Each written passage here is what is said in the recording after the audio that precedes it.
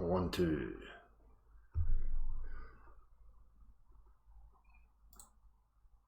Testicles. 1, 2. 2 testicles. Testicles in a vacuum.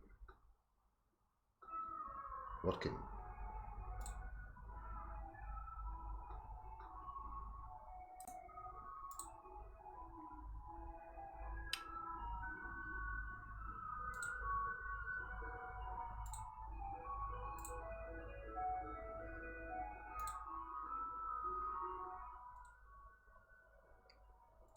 Testicles.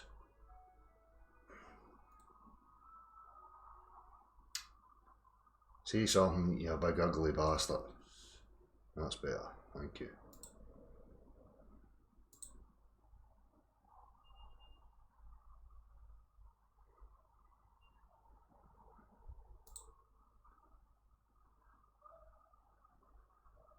How's it going, peoples?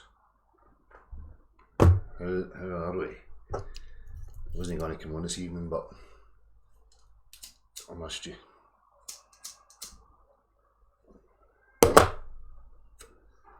I'll just come on and take my time, say some thoughts and whatever else, see what everybody else is saying here.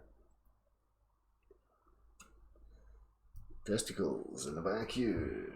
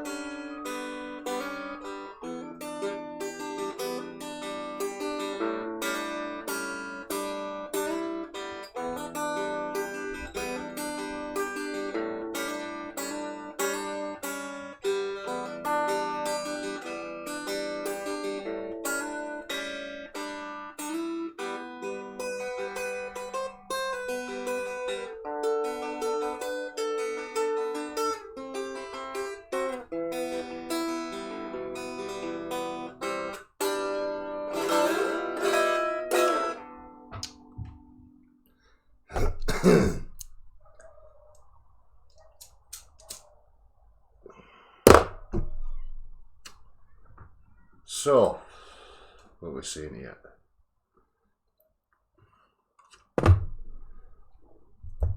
It's going down.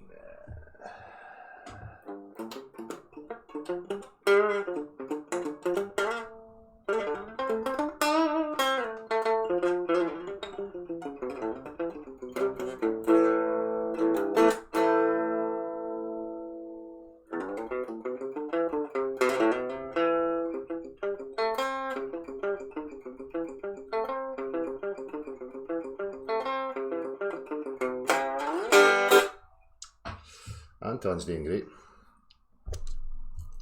It's running about here right now.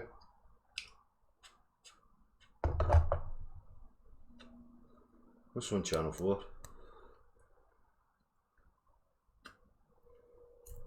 I was listening to a wee bit of it. There's Celine Alien.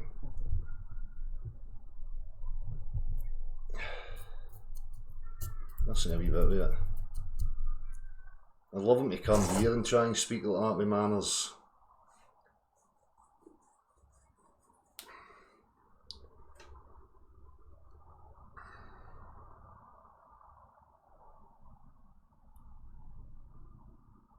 Channel 4. I don't watch the telly, Richie. Can you explain to us what's happening?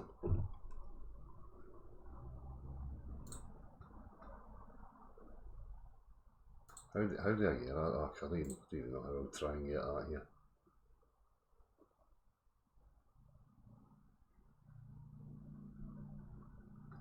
How would I even get Channel 4 into interwebs? I don't know how that would work. Really, Steve HV. Safe journey and all that stuffs. It's the moon launch, oh, for fuck's sake. That whatever it is.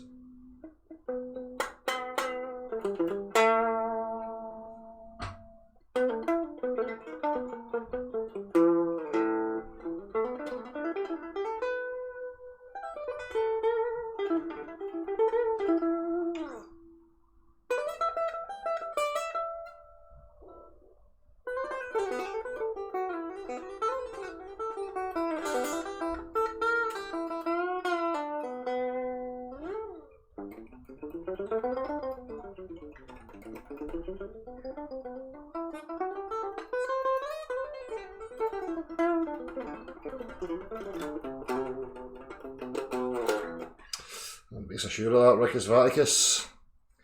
Don't be so sure of that. I forgot all this fucking moon pish was on. It's annoying me. How would I get it? Surely somebody on fucking this thing's showing it.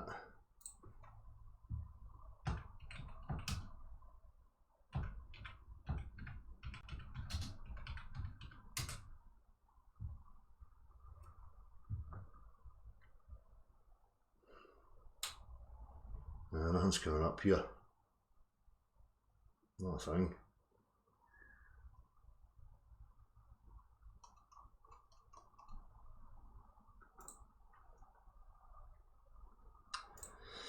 So what am I thinking about here? What am I going to talk about? A few things probably.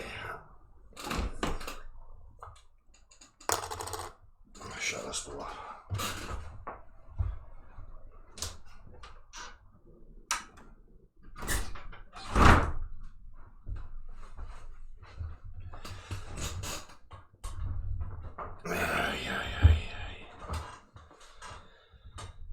So, I don't know, I'll see about opening up shortly. What's this flat, man?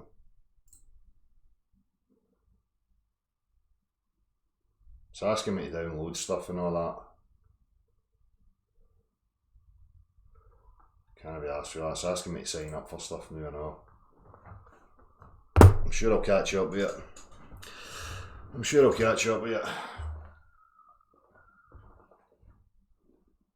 So anyway, what are we thinking about? Was I talking about earlier? I'm just going to talk about a couple of various bits and bobs. It's just a flash player, is it? Ugh, I can't be bothered with all that downloading shenanigans, to be honest with you.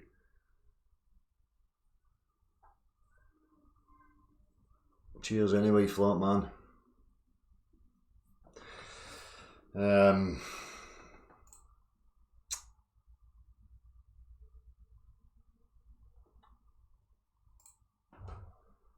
Still getting fucking comments coming through here about fucking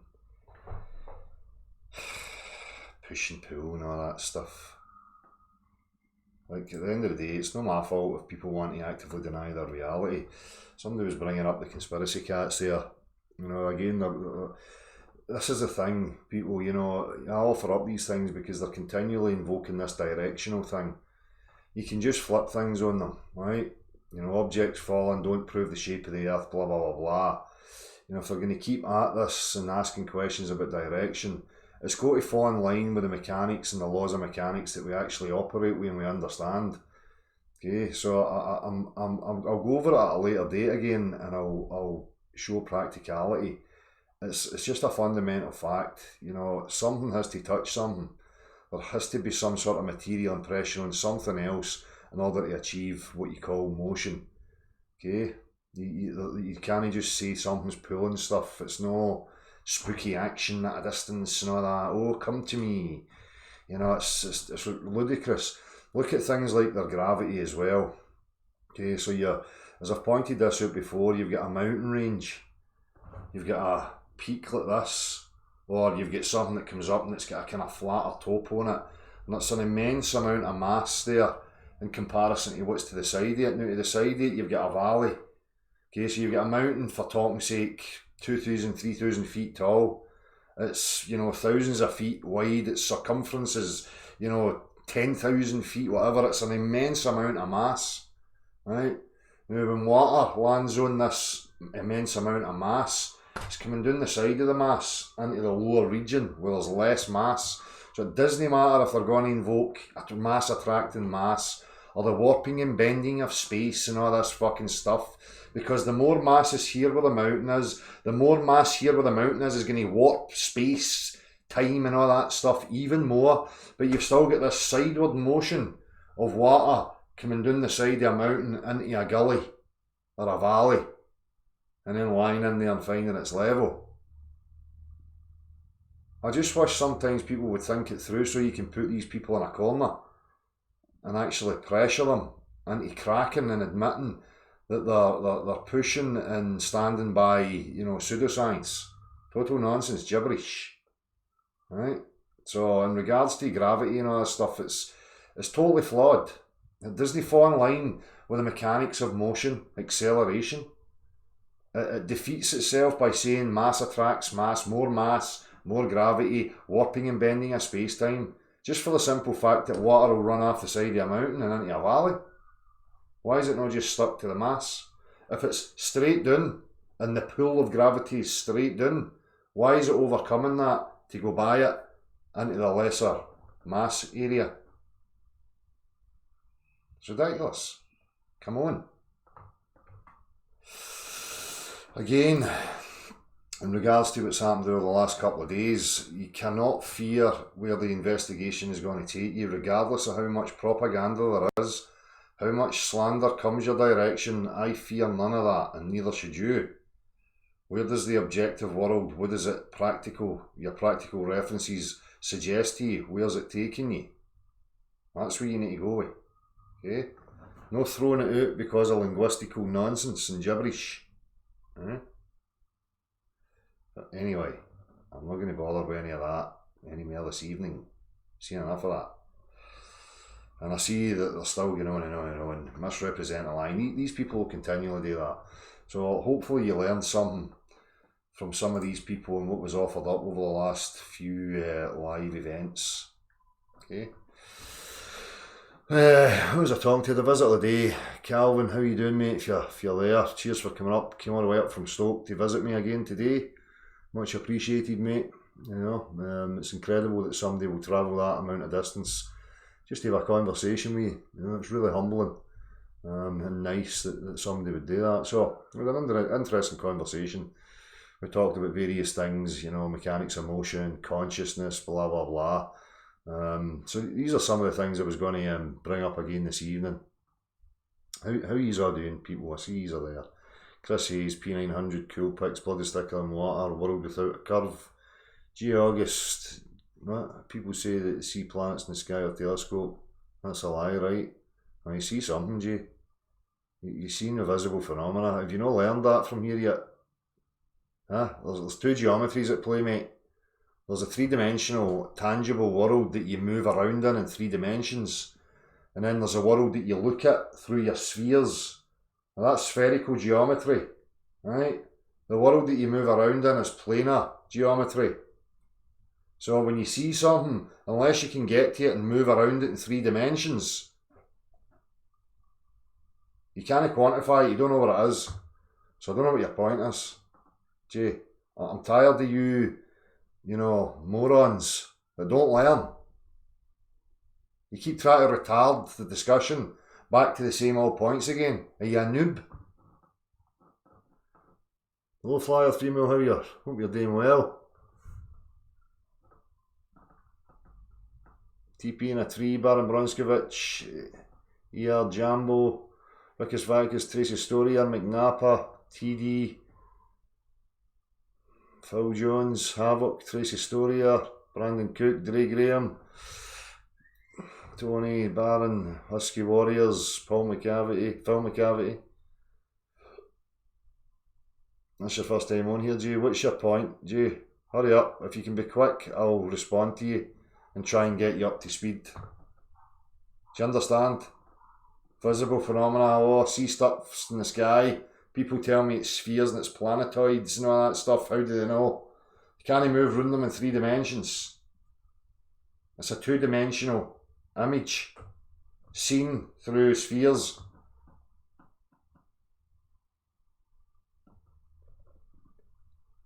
I'll help you to understand this, Jay, quickly, right? What I want you to do for me, Jay, is to go outside, look down the street, identify an object, a car, a house, a few hundred metres down the street. Now I want you to measure it for me with your eyes.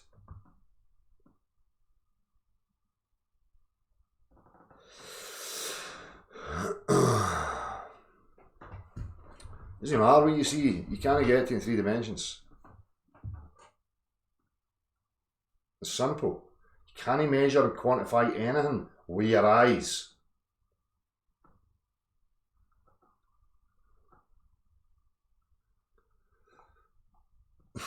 So anyway, what were we talking about? Gee, let me know how that goes. Let me know how it goes. I'm good. Party pack, thank you, my man. Hope you're well. Hope the family's well.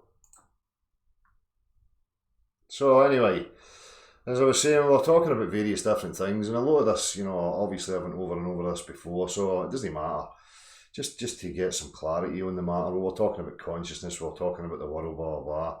So we'll deal with one at a time. What are we talking about? We're talking about, you know, when we talk about the world, and we'll say natural, the natural world, the natural, you know, and I've pointed this out. You've seen me, you know, saying natural and saying I use the term natural lightly. Okay, so let's understand this. You know, when we're saying natural, we are within an effect.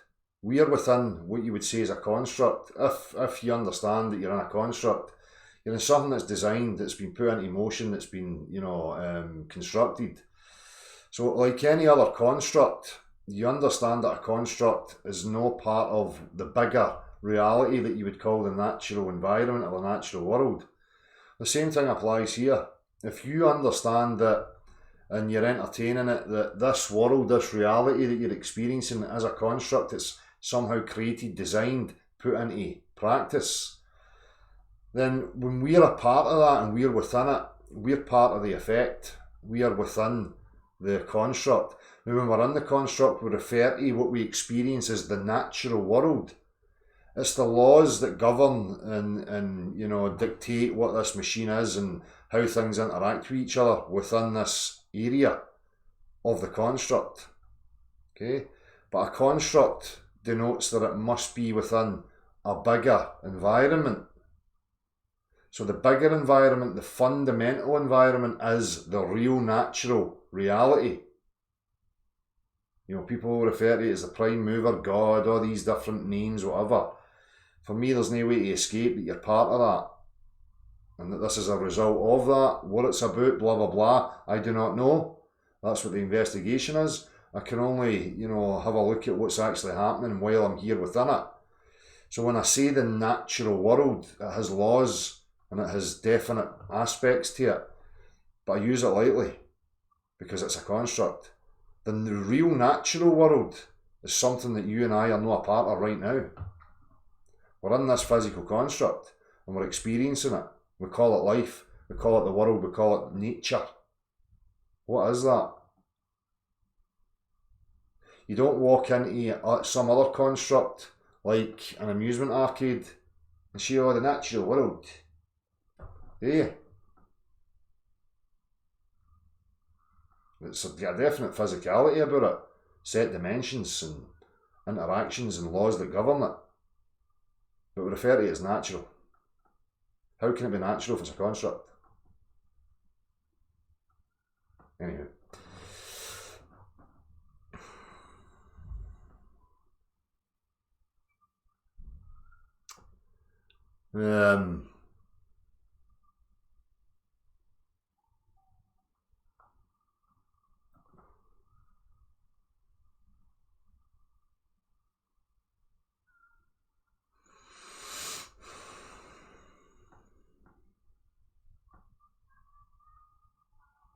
That's what I'm pointing at. World without a curve. You just take it simply. You know? If you're going to postulate and you're going to subscribe and say, okay, this thing's designed and it's a construct, then it's not part of the natural, the ultimate reality.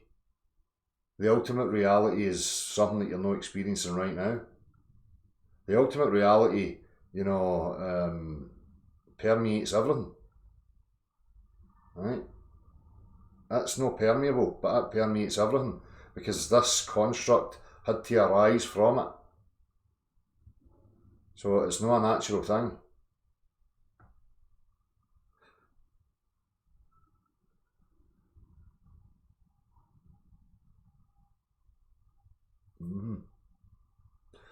Well, what is natural, Celtic 67? What is the true natural world?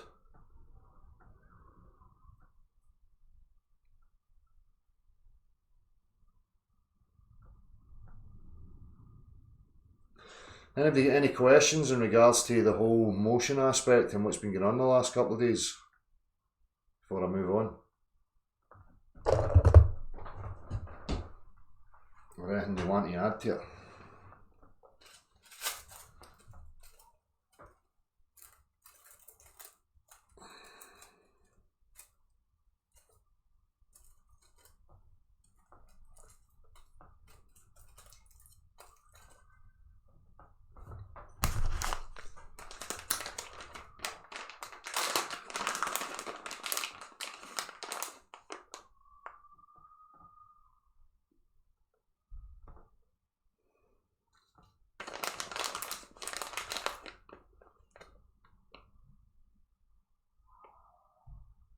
Find Jesus.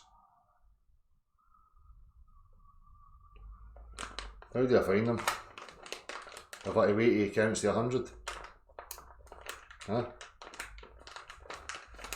Have I to shout out? If I count to 100 and shout out, ready or not, here I come? Why is it that the religious people just come in and throw mantras like they're mega woked and they just throw you wee zingers that you've somehow to latch onto and discover this great mystery that they seem to have discovered? If Jesus was a dude and you found him, what the fuck are you doing hanging about on YouTube with people like me? Fucking and blinding at you? Huh?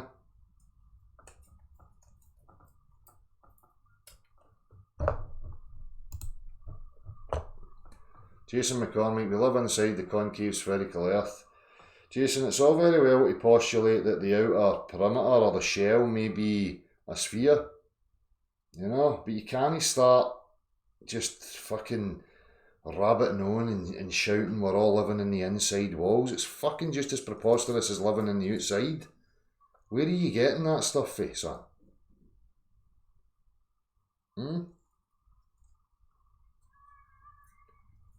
I told you all this was going to increase. I fucking knew it.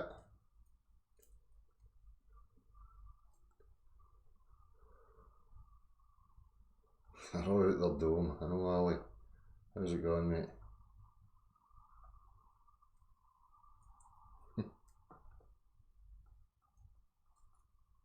Right.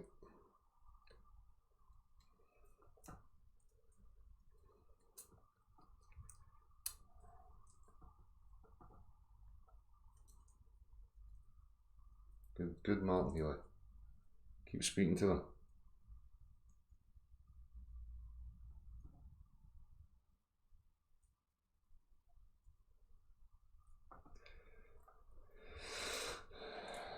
I don't know why these people are so invested in all this stuff. I read a book and it made sense to me, so therefore I'm starting to run about telling the world that it's factual. If they don't believe me, I'm going to murder them.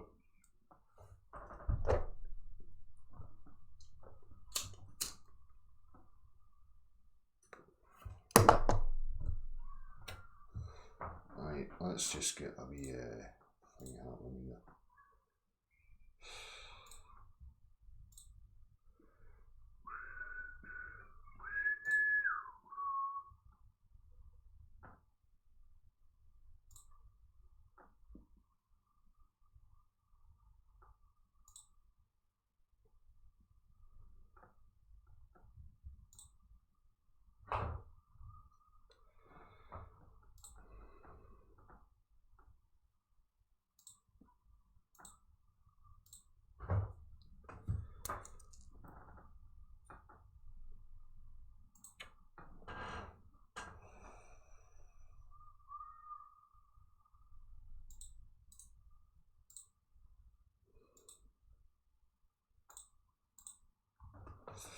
That's as I say, I was having a wee listen to Nick talking to Conspiracy Cats, and although it's Conspiracy Cats is displaying a bit of decency and some manners and stuff like that, he still talks a lot of shite. There's still no intellectual honesty and acceptance of the facts, and admitting that things are interpreted and what can be demonstrated and what can't be demonstrated. And again, I've offered up ammunition that people just seem to ignore when they're trying to invoke fucking forces that pull and all this stuff.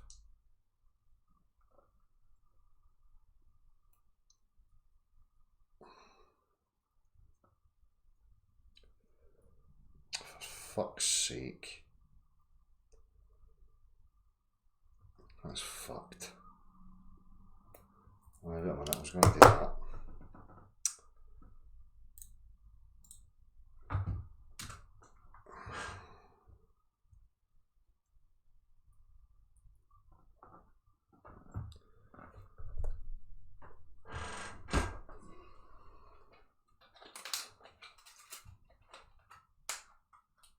So what's on your minds, people?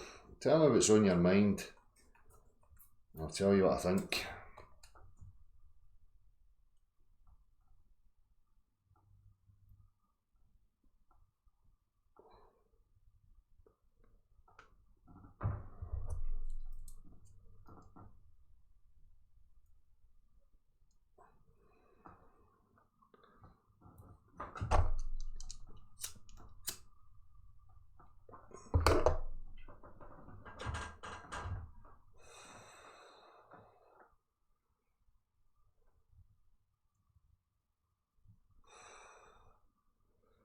That transmit thing, me and Emma and the boys went past that, was it yesterday? It was just a bunch of wains, a bunch of kids. Majority of them young women, young girls. They're all running about with their ass cheeks hanging out. Honest to God, to me they looked as if they were about 10. And Emma saying, no, they're definitely teenagers, 12, 13, 14. They just look like kids to me. All covered in this brown shit.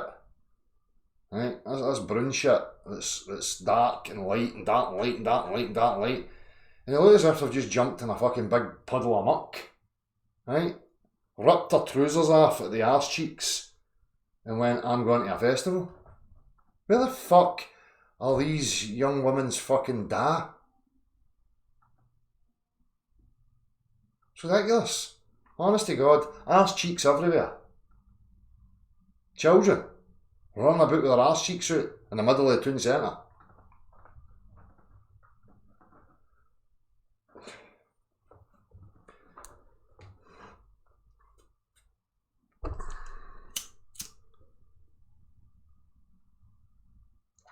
It's been co-opted by all sorts, Jim Panda. Movement. It's been co-opted by all sorts, and you know that, son. You're not daft, are you?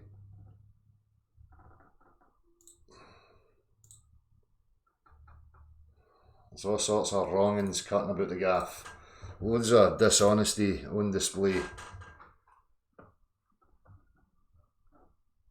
Exactly, flat earth female, that's exactly what I says to Emma. You know, I mean, I want children to be children and express themselves and blah blah blah, but they're influenced, they're being influenced by what they're seeing on the media, about how to be and what to be. And this is what I referred back to with the whole transgender thing. Of course, I've got issues when it's all done subliminally and they're influencing the psychology and the state of mind. These are all things that have to be looked at. But definitely, I mean, what are they up to? Where are the parents going, oh, you look like a fucking mess. Get that muck washed off you and get something on that covers the arse cheeks, for fuck's sake, or you're not going anywhere. Bend the wrong light and the flaps and everything are ringing out. You know what I mean? And then they wonder why, things are happening.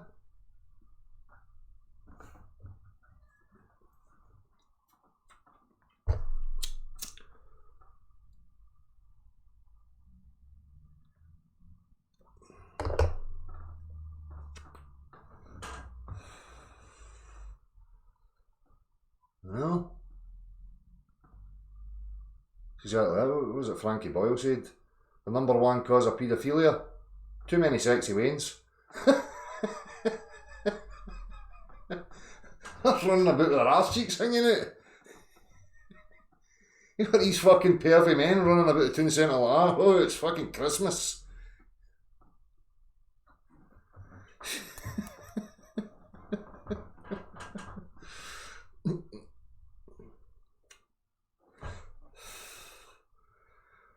What's your views on what is this? I mean, not system we live in, created by us now, the system behind that, the creation.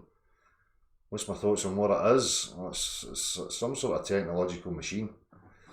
You know, every aspect of it and within it is machine-like, biological mechanisms and machines. You know, it's you get right down to the nitty-gritty. Every aspect is that. You know, but it's coded with information. So what do I think it is? Well, it's a technology. Does it have a purpose? If that's what you're asking me, you know, I'm on the fence with that. I really don't see it having a purpose.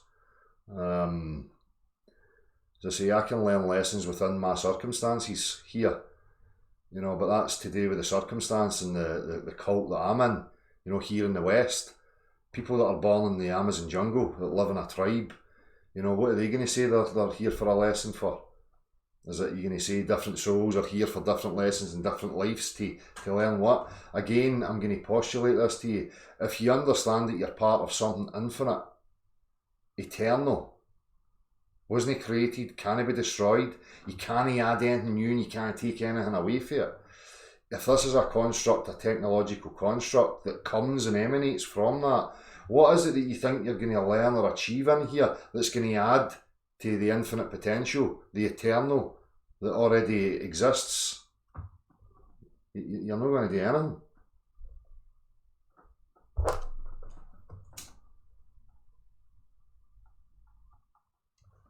So,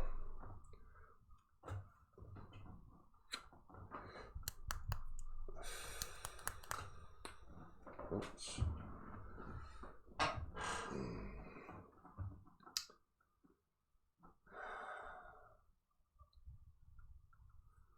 When I was at school, females had to wear a skirt that didn't rise above the knee.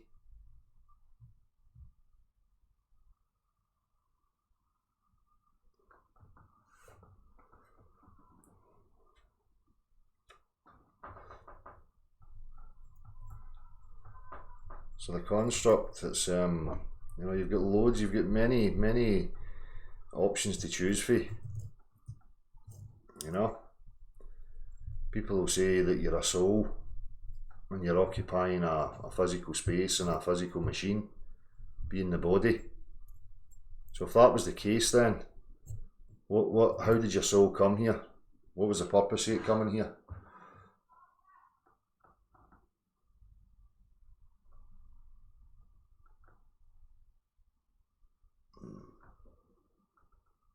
Don't know, AB. I would need to deal with that when it came to it.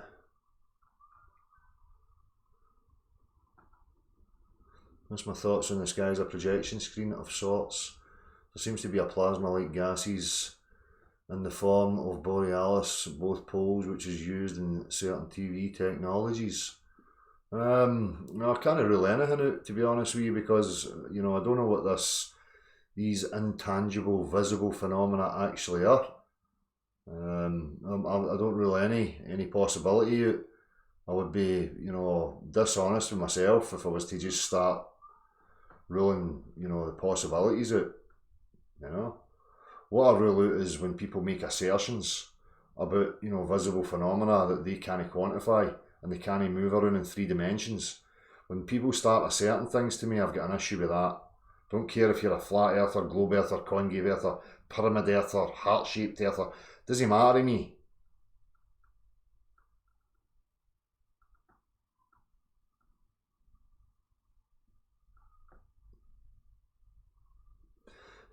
It's no good for your sanity, Celtic 67, and that's the problem. I was talking to Calvin earlier, I was saying that to him, you know, if you understand that at the root level, you know, the ultimate prime mover, the ultimate reality, the true reality is something eternal, that's infinite, You know, being here in this limited space and limited capacity, how can you understanding something that's infinite and eternal, you can't package it and show it as a whole, because then it's no infinite, it's no eternal. Same as the construct thing. If you've got a construct within eternity, right, and an eternal existence, an infinite existence, you've got a construct within that, then you know that the construct has to be in some place, and then that some place has to be some place, and so on and so on, infinite regress. You're back to infinite. You can't escape out of it. You can't say physicality gets to some finite ending and then transitions into metaphysical nothingness, because the construct still has to be somewhere. Maybe that's the case. Maybe the construct, like that movie, you get to it and it's all like computer graphics and a grid, and it starts to dissipate into La La Land. Or you've got an infinite metaphysical, and it's reflected by an infinite physical. So either way, how are you going to resolve that? You're just going to drive yourself insane.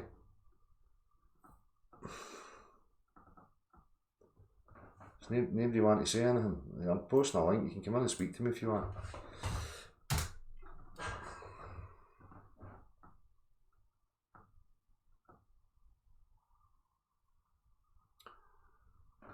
I don't know, Celtic 67, I've spoken about this a lot. Maybe the problem is that we ponder, and the reason that we ponder is because we've got restrictions placed in front of us. So like a river, you're no freely flowing and expressing from each moment in time, pure unadulterated expression. You're being boxed and coerced by rules and regulations and concepts and ideas. Just like if you dam up a river, if you start putting bricks in it, it's going to start meandering and finding other paths to flow, you know. And maybe this, you know, what's happened with us here is that, you know, we're fucking ourselves with all this constantly thinking and pondering. Maybe that was never intended to be the case. You know, like a child. Children don't sit and worry about yesterday or tomorrow, right? They just move through each moment in time.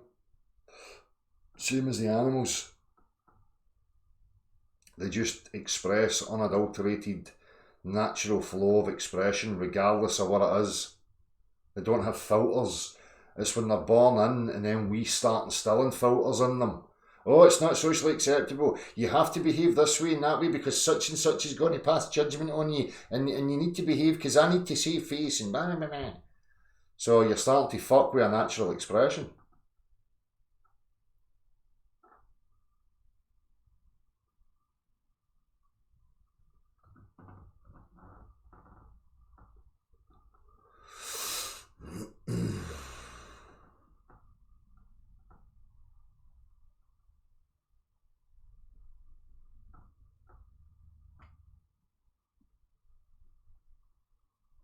Well, that's what I try and maintain, Celtic 67. I'll be speaking about that on the homeschooling thing. For me, it's about trying to preserve that in every way, shape and form, if possible, and be very cautious about placing filters in the road. Obviously, there has to be certain aspects for our own safety, because of the situation that we find ourselves in right now.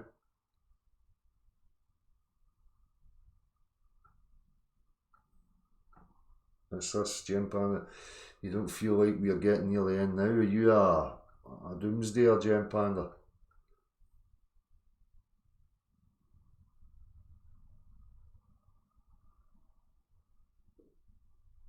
This is it, Emerald Rider. This is exactly it. And that's where you're happiest. We were talking about that earlier in the Galaxy Consciousness. You know, Calvin was saying to me, you know, about consciousness existing without the physical form. And you know, I was talking about dreams. So if you look at what happens when you're dreaming, in a dream state, you know, you just move through experience after experience. You're not in the dream state thinking, oh, I wonder what's going to happen next, and where was I yesterday, and where's my kids, and what about my bills and my car and my blah blah blah. You're just going from one experience to the next experience and experiencing it for what it is. The thrill from each thing that you experience, you know? And in that state, you know, you're creating worlds, you're creating experiences, colour, sense, feeling, emotion. But you could ask the question, is that only happening because the body's still alive? Or would you experience that without the body? But put you in a sealed room, no penetrable light. When you dream or you even think or contemplate, you can generate a world. You can generate light. You can see pictures. I forget where I was going with that.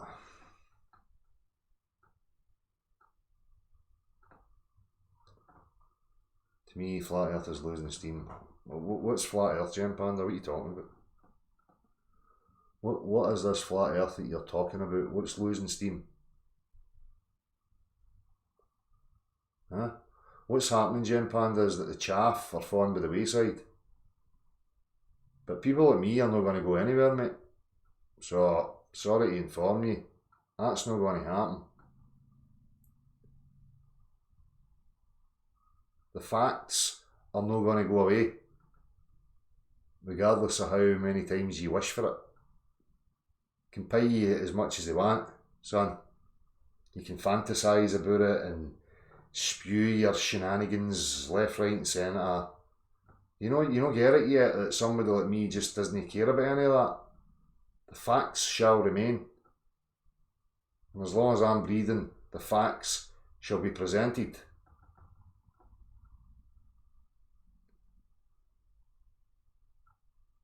Where were we there? John Harris, he's no longer with us. Robert Menard's another good one, Canadian guy. So where were we there?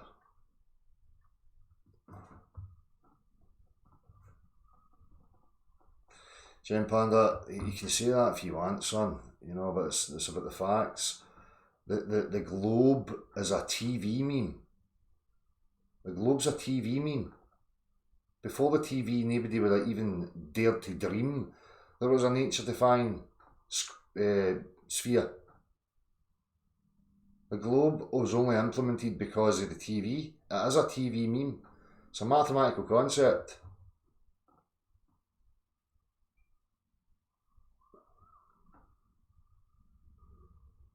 It defies the mechanics, the physics of actual reality. You don't care about that.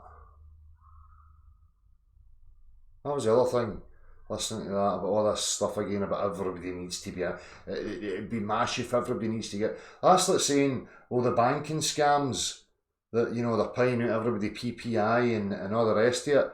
So, you know, they were found out. So through that time where they were scamming people, and still are scamming people, does everybody that works in the banking system, are they in on it too? No, I don't bloody well think so.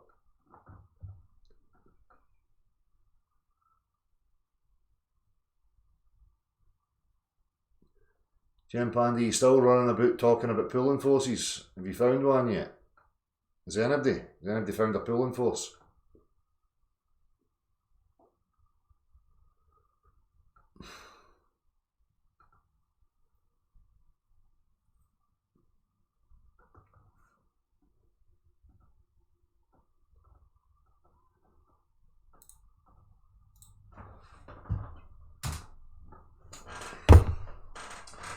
So where was that? Aye, so the dream world. If you think about that, what's the potential of your consciousness? Well, we spoke about this the last time, why we sleep, why we feel this tiredness. And if an evolutionist or a materialist is going to come along and tell me that I'm just a biological robot, then I'm going to say to him, well, why, when I put, you know, nutrients into the machine, and I eat and I drink and give it all the nutrients that it requires, why do I still feel tired? And what's this thing called sleeping? What's going on with that? Why does that happen? Is that because the motherboard, the brain, can't take that amount of power for too long because it starts to go cuckoo and it needs a wee rest.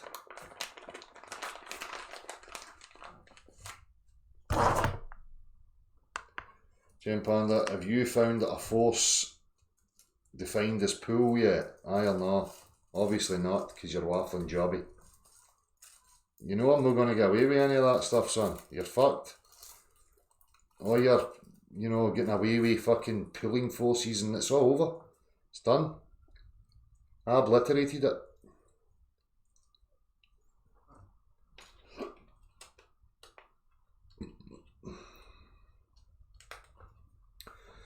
I dream much, it just depends how much I've smoked. Celtic 67, to be honest with you. And even if I'm smoking, it can sometimes randomly happen.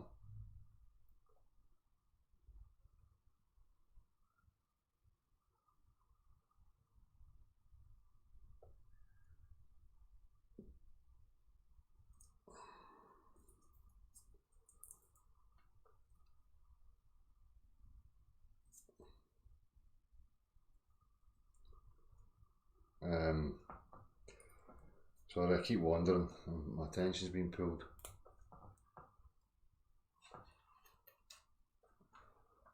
Gem Panda, are you going to answer? Have you found this force known as pull yet?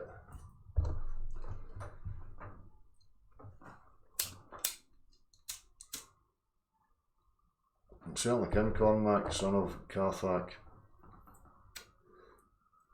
So when you refer to mind there, are you referring to a separation? Do you consider the mind to be something separate from the physicality of the machine, i.e. the brain?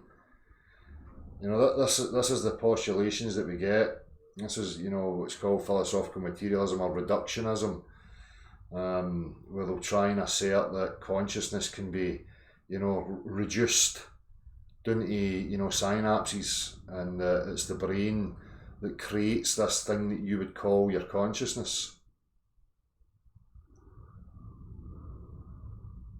Dale, do you think our body experience could actually have been a lucid dream?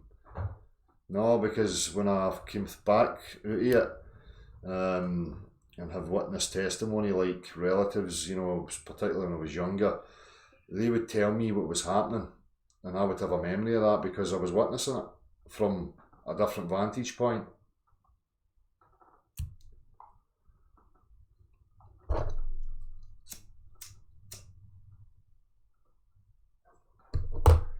I know Dar SCE, but I'm going to stop the day before it does catch me.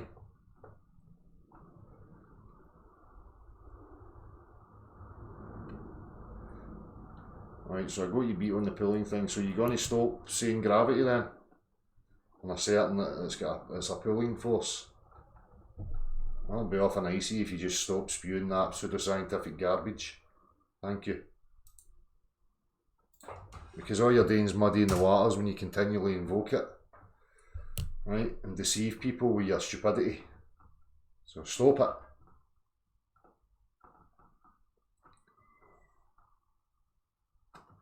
Anyway, where was it? I'm jumping for answering questions here to talking about consciousness. So consciousness, blah blah blah. You get people that are trying to reduce it: materialists, physicalists, reductionists. And other people will say it's irreducible. You can't reduce it down to just firings. And I've been listening to some different people. There's some neuroscientists that done experimentations on people with epilepsy. And they were talking about actually physically severing the two hemispheres of the brain. We know real drastic change to the personality or character of the patient or the subject. They also done extensive kind of testing on people who were in supposed permanent vegetative states, and they were getting results and communication from these people. So you start to think and entertain the notion that consciousness is a non-localized event. It's something that's no local to the physicality. It's a form of duality. It's like there seems to be an emergence or a meshing of physical and metaphysical. And a lot of religions and stuff, this is what they postulate. This is why you get these stories, from biblical teachings that, you're a soul and blah, blah, blah, blah. you know, you're here to perform certain ways and you need to please the overlord and all this fucking stuff. But I just think, for me, they're traps. I can look at them as psychological traps to get you to take this experience too seriously. Because if you take it too seriously and you follow a rigid, you know, structure, you're controllable, you're malleable then. You're more than likely to be coerced into working for somebody else's agenda, rather than just being your own true expression and freely walking that walk, which is what you see with people, in the majority of people.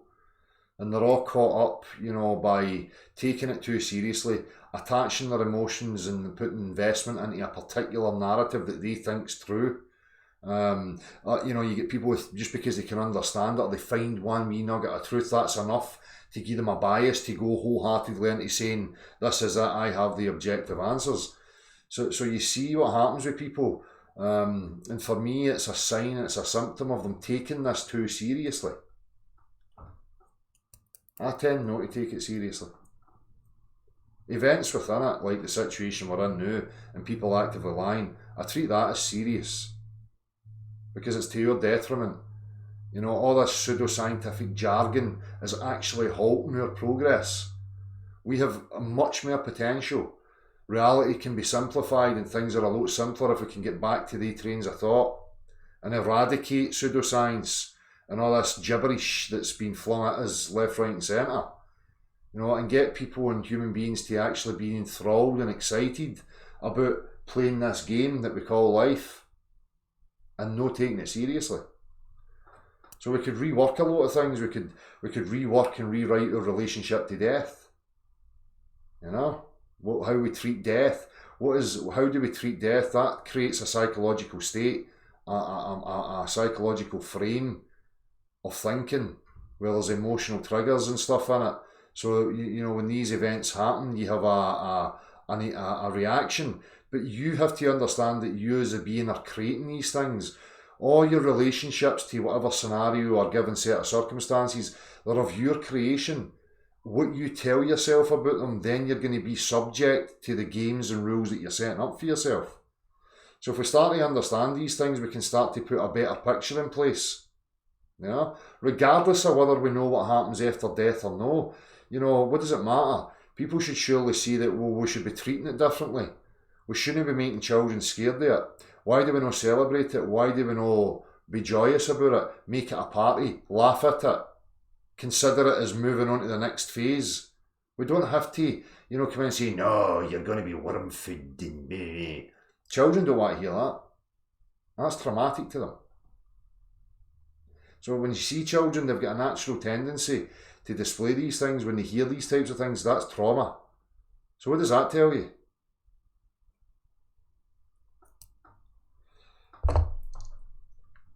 Anyway, I've meandered. I forget where I was going.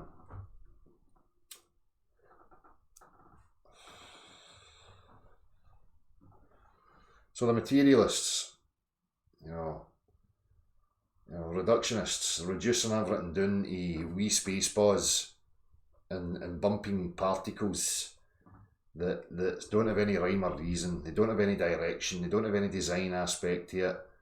You know, it's all just random stuff. You know, so they're going to start telling you that, you know, consciousness is an illusion. It's a coping mechanism. It's not really what you think it is, and blah blah blah blah. And a lot of these things are self-defeating. You know, in order to experience an illusion, you have to have an experiencer. So even if I entertained that and said, right, my consciousness is an illusion, what's that aspect that's experiencing the illusion then? Again, when you start to play these things, there's no way to escape what you actually are.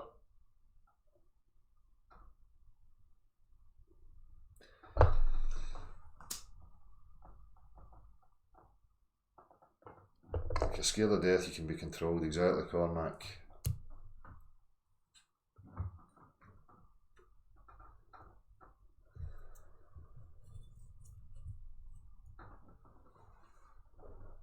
Yeah, that's that Emerald Rider.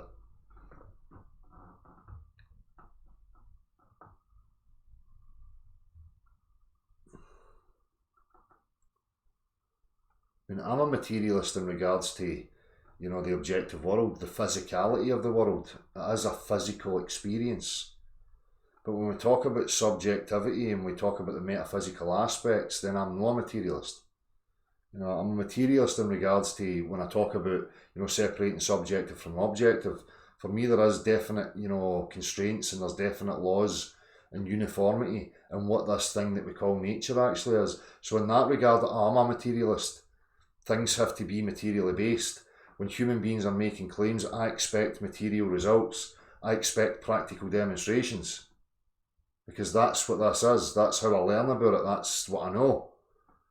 When I've got people professing they're scientists and they're telling me about abstract theories and fantasies that they can't demonstrate other than on a piece of paper in the use of rhetoric, then I know I'm dealing with a charlatan. These people are talking metaphysics then. That's what astrophysics and all this theoretical physics and all this stuff is. It's abstract, it's metaphysical, it's fantasy. Astrophysics is because they understand all they've got is visible phenomena. Right? They can't call it physics because in order for it to be classed as physics, you have to be able to quantify it. You have to be able to have it in 3 dimensions, to break it apart, to understand its constituent parts, what makes it up, what it reacts with, how it behaves in given different environments. That's physics. When we break apart material, substance, to see what it is. So when we're talking about the luminaries, you've got astrophysics. Right? It's a separate branch altogether. Because all I can do is look. And then try, based on actual physics, try and extrapolate that and attach some sort of meaning to it. And then they start coming up with all sorts of fucking meandering bullshit.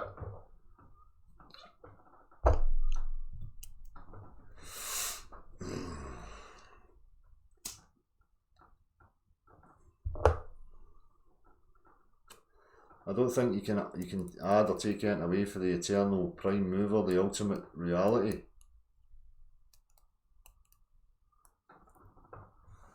Sorry, who was that was asking me that? AB.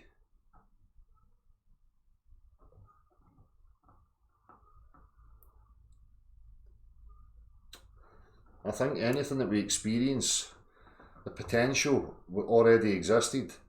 This is what I'm saying about the prime mover, the ultimate reality. All potential, all experience, everything already exists as its potential. Right? And like here, in that reality, you're not going to experience things linear like the way you experience it here.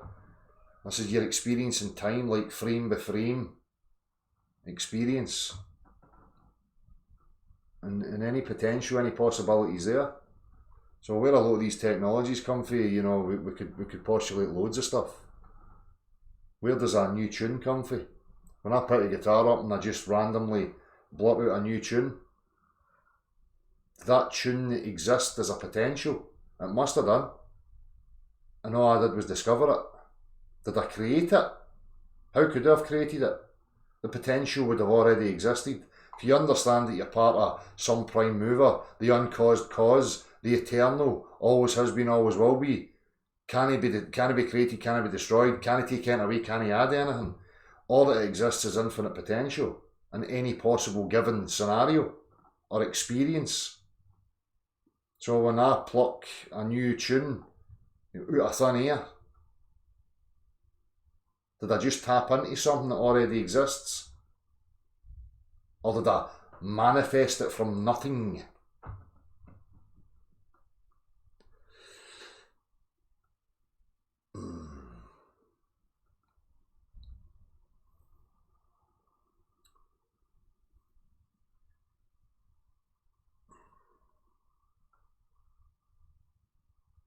What's happening, Bob Roberts? Yeah.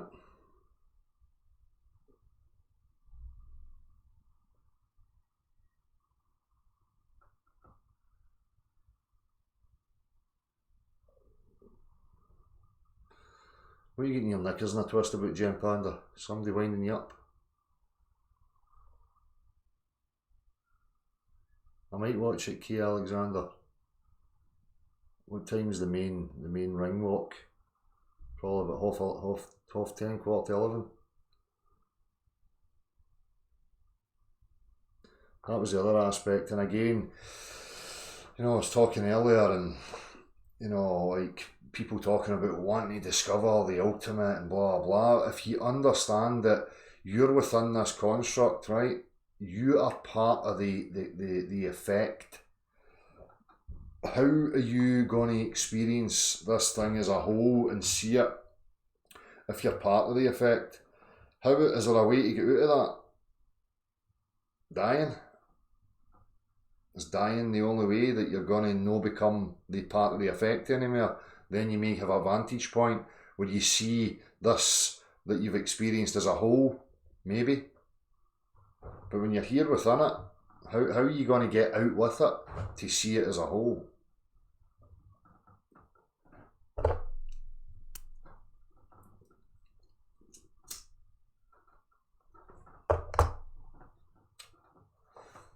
There's a lot of tittle-tattle in the fucking chat box. He's all scared to come in here and fucking say stuff. What's the matter with you, for fuck's sake? Grow a set. Don't be shy.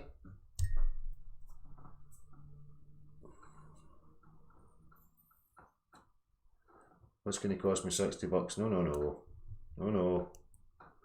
I get all the boxing. I can watch all the boxing and the football I like. I don't pay for it. If that's what you were talking about.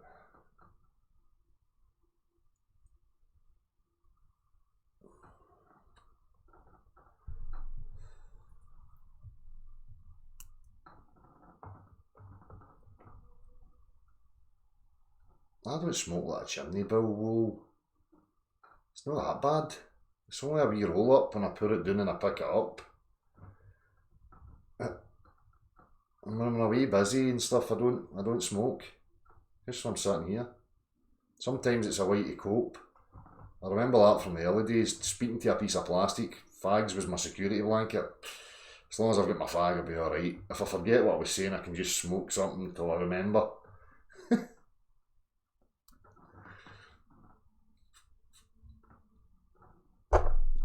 Why can you not be asked for the push-pull? It's no crap, Gem Panda. It's totally significant. I thought you were interested in reality and how it worked. Or really? Is it just because you have to admit defeat and you can't invoke pulling forces anymore? Is that what's up with you?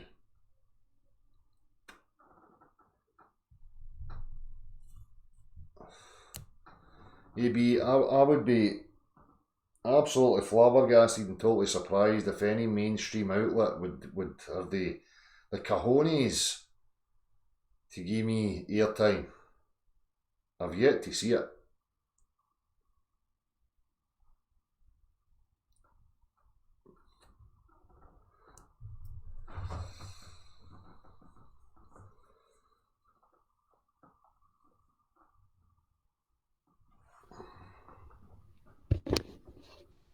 I have done research into the pineal gland. What do you think the pine cone is there? What do you think that's about? Right, John. Alright, who's this? How's it going? Who's that? It's Gem. Who? It is Gem Panda. No, it's no. It is Gem Panda. Alright, how's it going? I'm alright, mate. How are you? I thought I'd better come in and earn my keep since you're letting me in your chat. So we got to do this push-pull crap again then? Oh, for fuck's sake. Only if you're going I can't be asked with that, man. Well, only if you're going to concede that it's a fact. I mean... I can't. You can't what? I can't concede it because it doesn't seem to be one. What, a fact? Yeah. How is it not a fact? Well, if it's not a fact and there is such a thing as a pulling force... I think what I need to see then is I need to see this demonstrated in such a way, or maybe more than one demonstration, that shows that this is true and the current explanation isn't true. Right. So is there a way that could be shown, I wonder? Well, you need to give me an example. So what kind of demonstration would you like?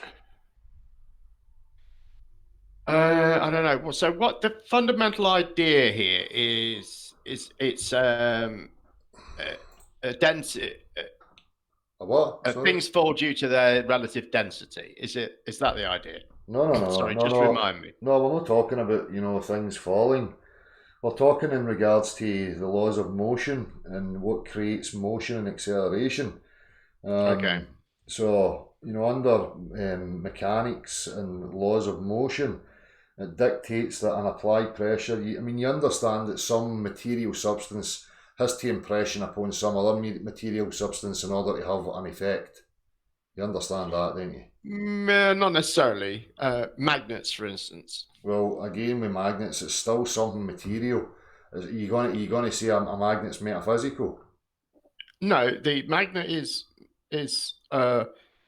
material, but it isn't actually coming into contact necessarily with another magnet or a magnetic surface. But you would say that, if you switched your vacuum cleaner on, right, and you would say, well, nothing's coming into contact with the dust particles, but you understand that the vacuum cleaner creates a lower pressure region, and the higher pressure region out with that rushes in and captures whatever bits and bobs is there and takes it into the chamber. I think that's, sorry to interrupt, I think that's a little bit different, because I think in the case of the vacuum cleaner, I think you have got a substance, you've got air coming into contact with the dust. Yeah. So I think there you have. But I think in the case of a magnet, I think you haven't. I would also say that I think a magnet is an example of something that pulls. Well, how would you describe that as not pulling? Well, let's have a wee look at it, because what we need to understand is we always have to try and look at the physics. I'm interested in physics and mechanics, so I need to understand the mechanical aspects of what these things are.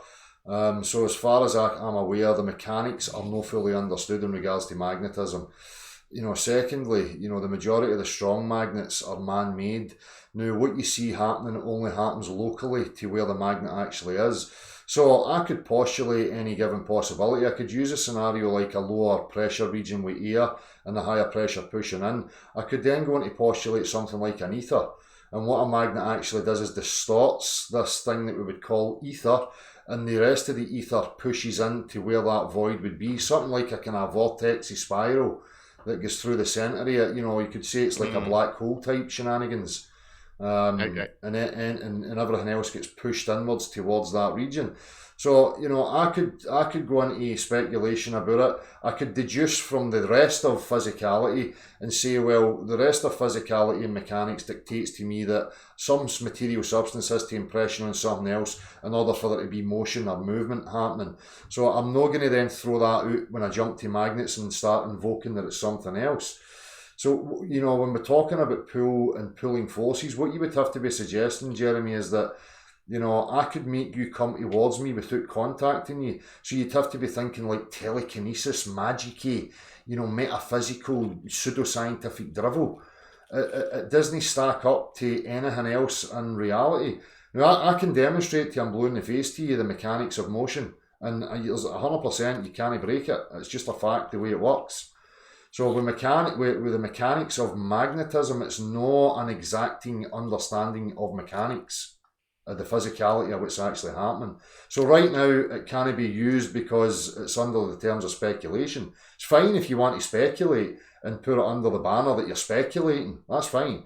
But you can't assert or use it as something to break what I'm offering in regards to the laws of mechanics.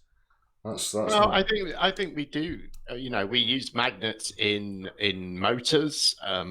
We use them in all sorts of devices to make those devices work. So I think we do understand a fair bit about magnets, and but and we do see them exerting forces on objects at a distance, albeit not a great distance. I would admit. Yeah, but we do still see that. So I don't think you can negate that never occurs in reality, because it does. There's two polarities. And I would love to know why magnetic attraction is not, how that is not pulling. How is that pushing? You did say, didn't you, because of the bending of the vortexy thing? Exactly. So just like the lower pressure region, it could be something like that. But it's also the same in the opposite pole. The opposite pole is going to repel things, so it is pushing them away. So But if this is true, Dale, you demonstrate it. Show an experiment that shows that this is true, and they say, or like I say, maybe you'd need to do more than one experiment that shows that the current explanation is not true. What current And that should be possible. What current explanation? Sorry, what one are you talking about? Your explanation for this aspect of physics, and there should be a way of demonstrating that this is correct, and the current mainstream standing one isn't. No, but the current mainstream standing in the applied sciences that are utilised in everyday living understand the laws of motion. They understand that every machine, every component, anything that moves, anything you want to make move has to have an applied pressure to it. It's not that has to be redone. People understand that. It only has to be reworked when we're talking about pulling forces, like postulations that there's a central region at the centre of the earth that's causing a pull. Now that what you're saying there is that there's spooky action at a distance, Einstein type stuff, where there is no physical contact from one thing to another and motion's being created. That doesn't stack up. That's metaphysical. That's jargon as far as I'm concerned. I don't see that it is. I see that we see that happening all the time. Where?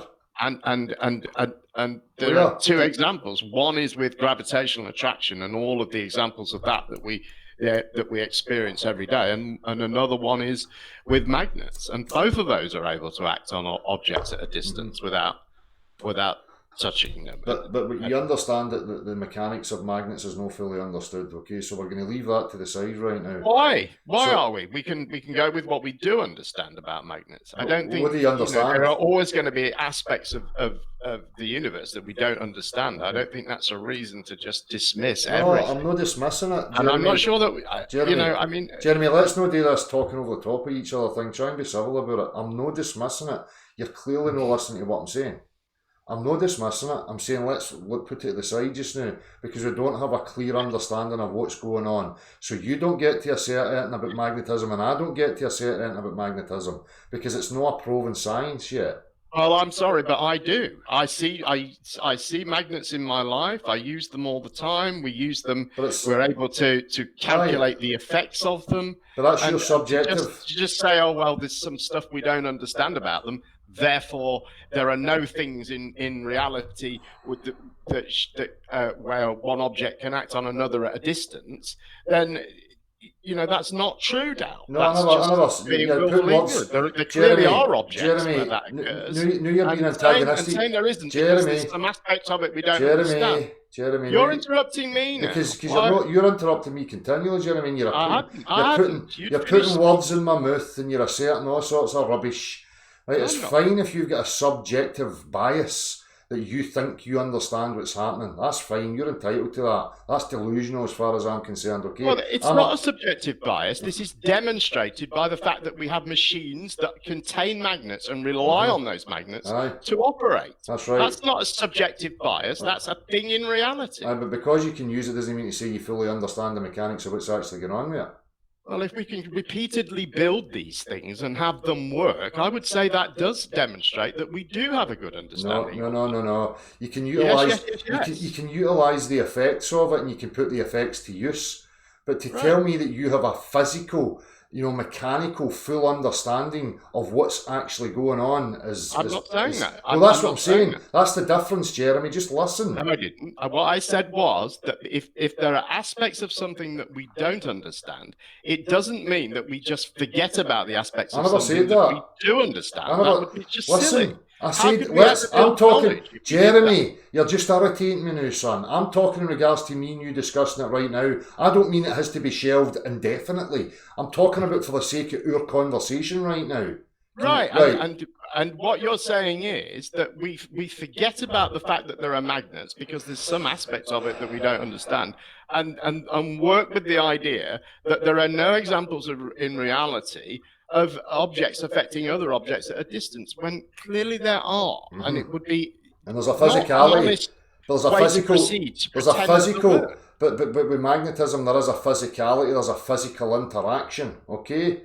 Now it would have to align with the laws of mechanics and motion, as far as I'm concerned, right? Because everything else is showing me that, right? Now let's go back to what yours is, because gravity in your part's no magnetism, is it? Gravity what? I'm sorry. Gravity, under your definition of gravity and your subscribed model, is not magnetism, correct? That's correct, yeah. Right. So why are you bringing it into that discussion then? Because you asked me for an example of object, something in real life where objects could affect other objects without actually touching them. No. Listen clearly. Give me a demonstration in objective reality of a force defined as pull. I would return to my magnets. I still say that's a pulling force. That's your subjective. And your postulation about your toroidal field or whatever it is merely an ad hoc postulation. You have no basis. But Jeremy, neither do you have any basis. Yours is just a subjective wish and desire for it to be the case. So that's why I'm saying that we could just go round and round in circles. I'm not asserting anything. I'm being intellectually honest and saying I do not fully understand the physicality and the mechanics of what's happening with magnets, okay?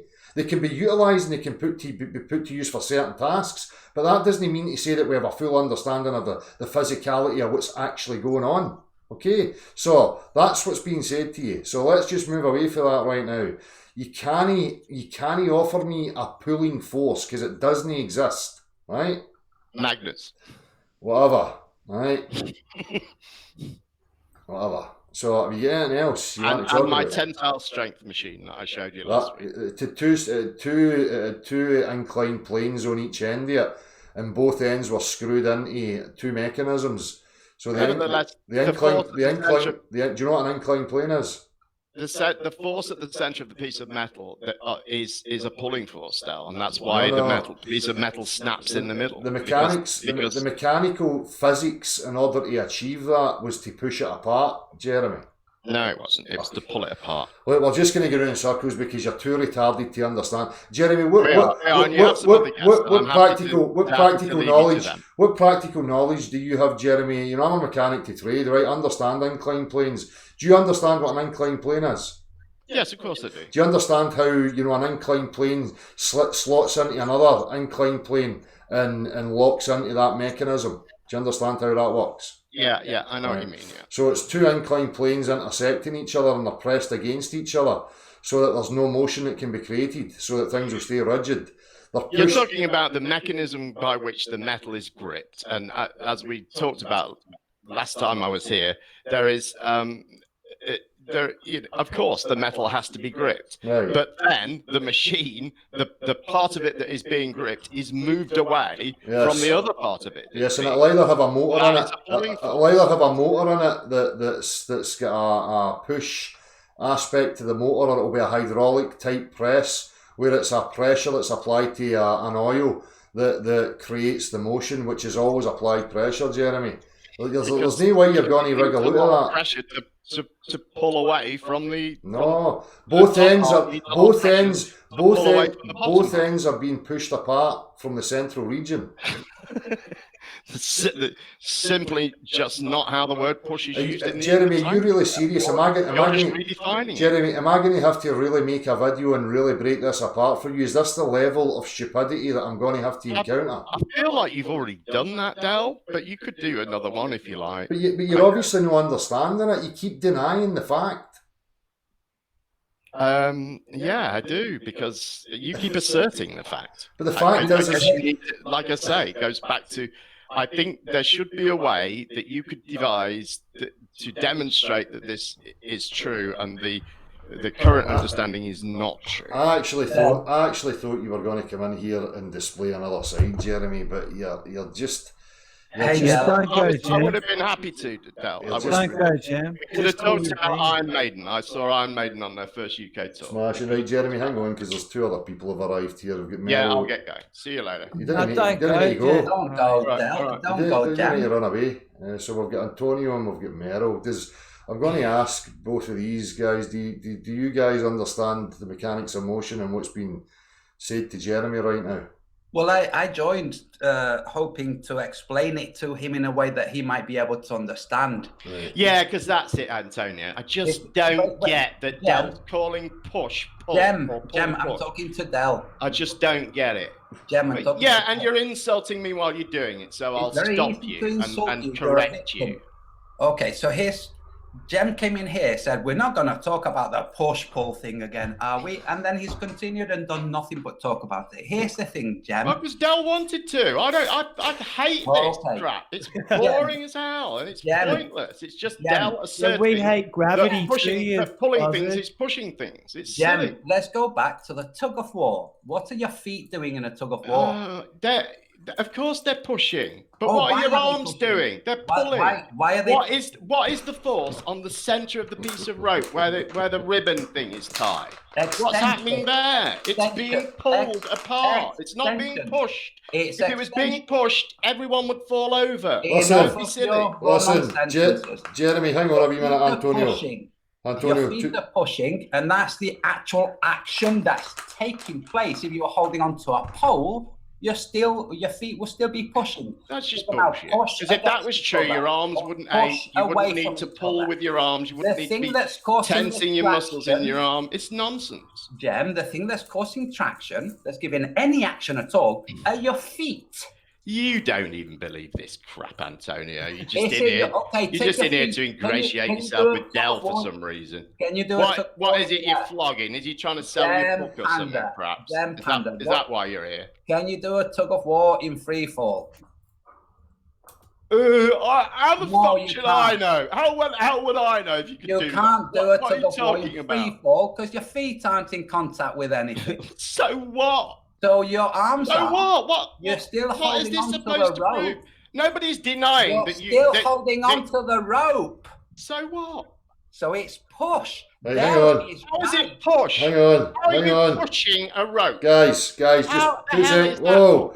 Guys, calm down, because I'm not going to sit here and get my fucking head busted by this, backwards and forwards. If you are not capable of listening to each other and having an actual discussion like fucking adults, and progressing a discussion, I'm not really interested in it. So Jeremy, if you can't contain yourself and you're going to just keep shouting all the top everybody, you're better off just going. All right, I'll be good. I was enjoying what, but not for long. I was enjoying what you were discussing earlier, Dell. I've been listening, doing things, and I was going to say something that I found it deplorable of the flat earthers who were suddenly up in arms about you pondering things about where we live. Yeah. As if you'd gone into a realm of thought you're not allowed to go into. Exactly. Like, the heck, who are these thought police in flat earth? Mm-hmm. You're not, you shouldn't be thinking this. You shouldn't be voicing these thoughts. Well, I can only go where the investigation takes me, and, motion and understanding, density layers and what denotes direction and all these things. I'm going to go there regardless of what anybody thinks. And I think there's a lot of propaganda surrounding this. For me, people need to be suspicious of that, because there is a certain amount of propaganda that's trying to scare you away from having these active investigations. Now, nobody should be scared to investigate any avenue. What people need to be cautious of are certain things that they think are true when they've not properly investigated them, or they don't have anything to back it up. So there's no problem with following the line of thought or where the trail of information and reality is actually taking you. So again, if that's where that takes me, I'm not going to shy away from it. Tell them how you came to that idea. That's what got me. What about the... Remember, like when you first twigged on that, like, hang on, what's going on here? Am I pulling it, or is it? No, it was. Weren't you towing something or something? No, I was helping an elderly woman, with her car, and it was just a light bulb moment. Of what the mechanics actually are and how I've overlooked it. And it comes into the terminologies, and I think for me it's deliberate. This push-pull shenanigans, they're descriptors of the action. They're no descriptors of the mechanics of motion. So, I've said it so many times, bring something closer to you, you're pulling it, push it away, you're pushing it. But it's the mechanics that part that I'm interested in. So when you start to look at that, and then you start to look at every other aspect of reality and anything that's moving or in motion, it dictates to me that has to be the case. So...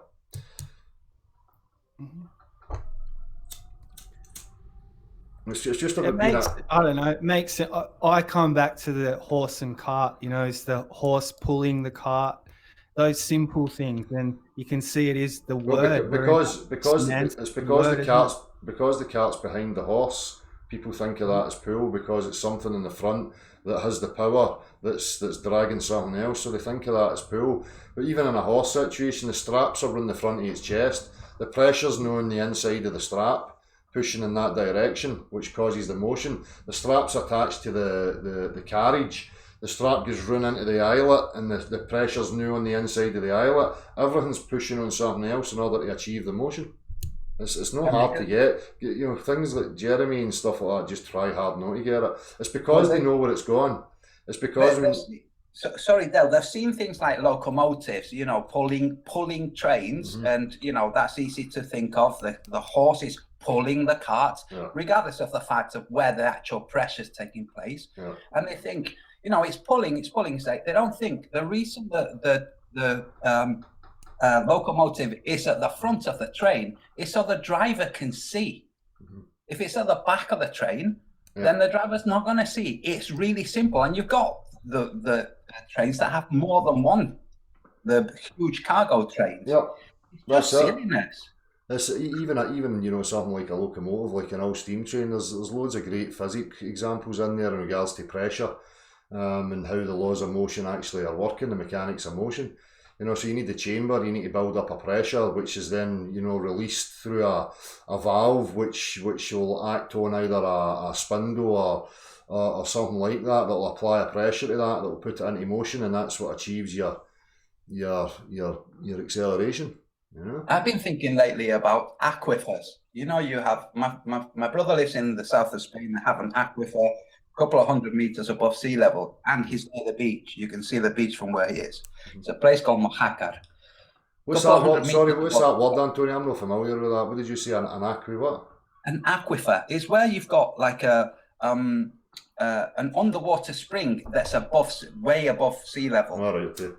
So like where you've got a mountain, but you've got a lake. Yeah. The fact that you have lakes on top of mountains, the mechanics that have caused that water to be up there, where it's not runoff water from rain, okay, it's got to be push. Yeah. There's got to have been pressure that's caused that water to go there. Of course.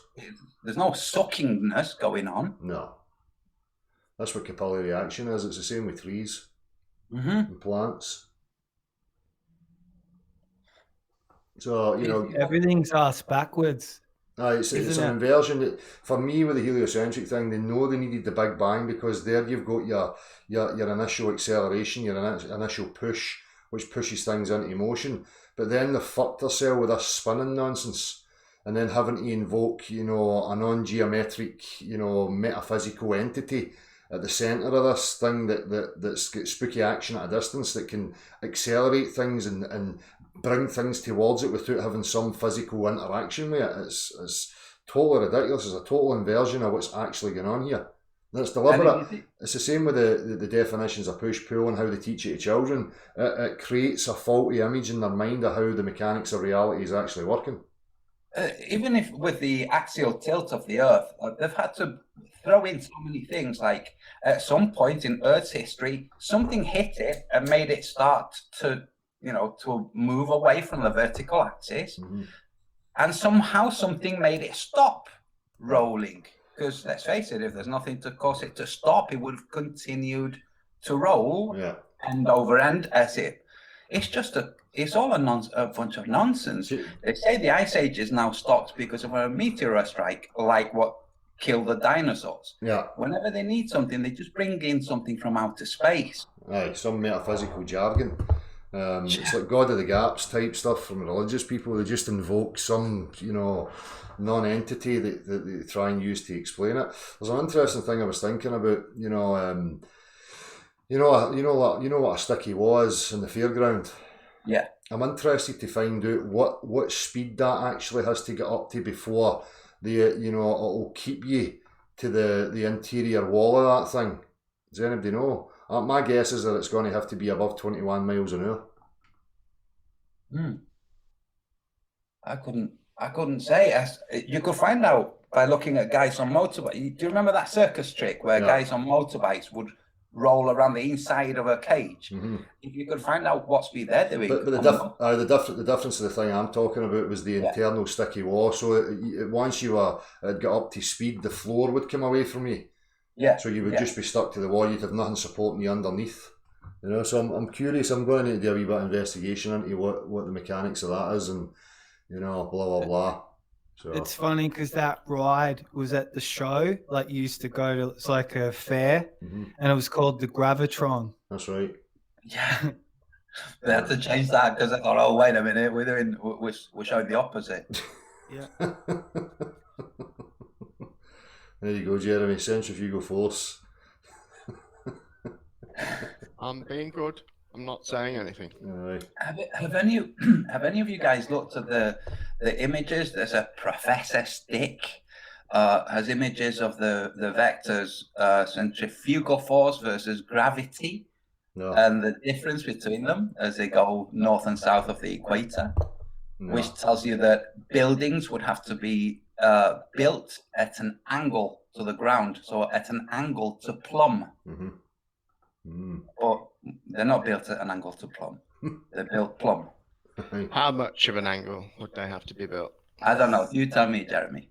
I'm guessing. I haven't seen it, but I'm guessing it's going to be a minuscule amount that Jeremy. would be inconsequential in the greater scheme of things. Jeremy, did you hear me earlier when I was talking about, you know, whether you're going to invoke mass attracting mass or the warping and bending of space-time, and you've got water on, you know, massive amounts of mass like mountain ranges, but yet the water goes to a sideways and goes down into the area where there's less mass. Why is that happening? Well, how does it go to where it goes? It goes towards the center of mass, which is the center of the Earth. No, but I thought it's either that the more mass there is, the more gravity you have, or it's the warping and bending of space-time, which would denote that it's the larger mass that's creating the larger warping. So why does water go to the region where there's less mass? Well, the difference caused by the mountain is minuscule in relation to the mass of the center of the Earth. No, but the mountain's attached to the Earth, Jeremy. The mountain's attached to the Earth. It's part of the same mass. Right, exactly. So why are you saying it would have? Because there's less mass in the area. Effect? There's less mass in the area where the water goes to. What area are you talking about? I'm not sure. Well, if I've got a big valley, say I've got a big valley and I've got two mountain ranges at either side of it, right? And there's water coming down the sides of these mountain ranges into the valley. Why is it not just staying straight down and sticking to the side of the larger mass? Well, it isn't. It isn't a larger mass. It heads for the daft? larger mass, which is the center of the Earth. Jeremy, the mountain's no separate from the Earth. It's no hovering above the Earth. I agree. Right. So it's going into a region where there's less mass. Well, how if it's not separate from the rest of the Earth? What? You said it's not separate from the rest of the Well, Earth, and now you're saying that it has less mass than the mountain Earth and the mountain. So either it's separate and it has less mass, or it's not separate and it's all part of the same mass. There's the Earth and the mountain, so the Earth's mass plus the mountain's mass, Right. versus an area where there's no mountain mass. So Earth plus mountain mass is more than Earth minus mountain mass. Well, yeah, but it's still Earth.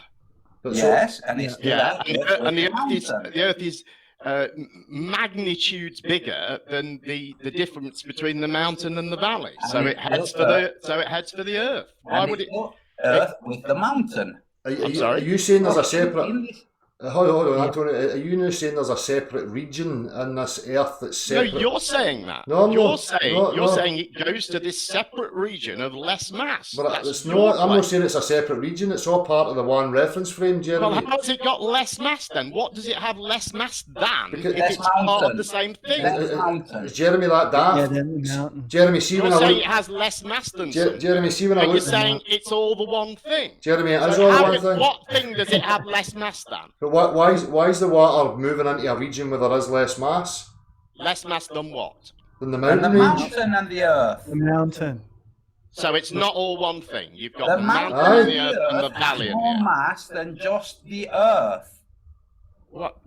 How could you mountain possibly and not the earth has understand more this? mass. It's absurd that Jer- you wouldn't Why understand. doesn't the water stay on the mountain, silly? Because the valleys and mountains are Jeremy, Are you just going to talk over me all the time, Antonio? 'Cause I'm getting a bit pissed off with it now. I'm just going to let you know. I got pulled up loads In of the times. 1700s Every time I speak, you speak over me. In It's the very annoying. 1700s, And I wonder why you feel the need to block me out. Hang on. In the Is that necessary? to Jeremy, make the point that let me cut I in. am stopped. Let me speaking? cut in. Oh, Let- you can have a go now as well. Del, no, aren't just you? let me You cut can in and stop diffuse now. it. Jeremy, just stop and we'll diffuse it. Because I know what Antonio's going to say. Antonio's going to reference one that the ballers often reference, where you hang a plumb bob off the side of a mountain and suggest that the plumb bob gets drawn into the side of the mountain.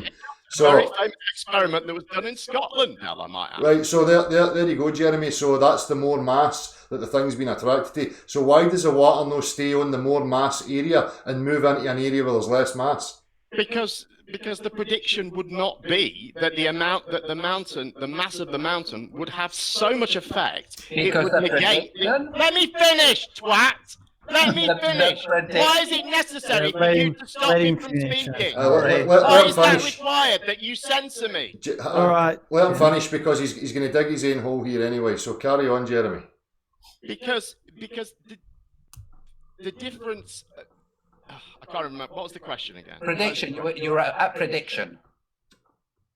The- Because the prediction. The prediction would not be that the mass of the mountain would have so much effect on so much gravitational effect on the flow of the water that it would prevent it from flowing towards the center of the earth. So Because the mass of the earth is immense in comparison to the tiny pimples that are mountains. but the mountains are And part. if you guys cannot understand that concept, No, you know, no, but the mountains, it's like talking to 5-year-olds. But Jeremy, the mountains are the same reference frame of the Earth. It's not what the Earth's something Okay, separate so from the stop mountains. making them a separate reference I frame. know, You're it's you. saying it's going to this area of less Why are you mass, so triggered?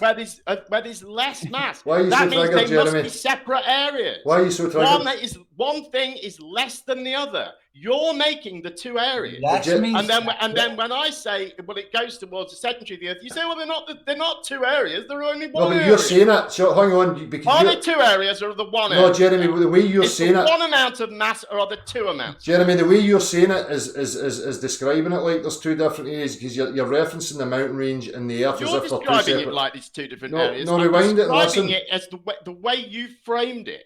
Jeremy, it's you that's digging your own hole here. It's not us, mate. Listen, you're the one that said it a minute ago. You're referring to the Earth and the mountains as if You they're guys two. are saying that mountains should stop water flowing down. No, them. I Jeremy. don't think it's me that's digging Jeremy, a hole. Jeremy, let's just establish Morons. something here. What definition of gravity are you going with? Are you going with the mass attracting mass, or are you going with mass warping and bending space-time? I'm going with the warping of space-time So- causes mass to attract mass. So the larger area mass is going to have more of an effect on the warping and bending of space-time then. It will have an effect, but Right. it will be minuscule.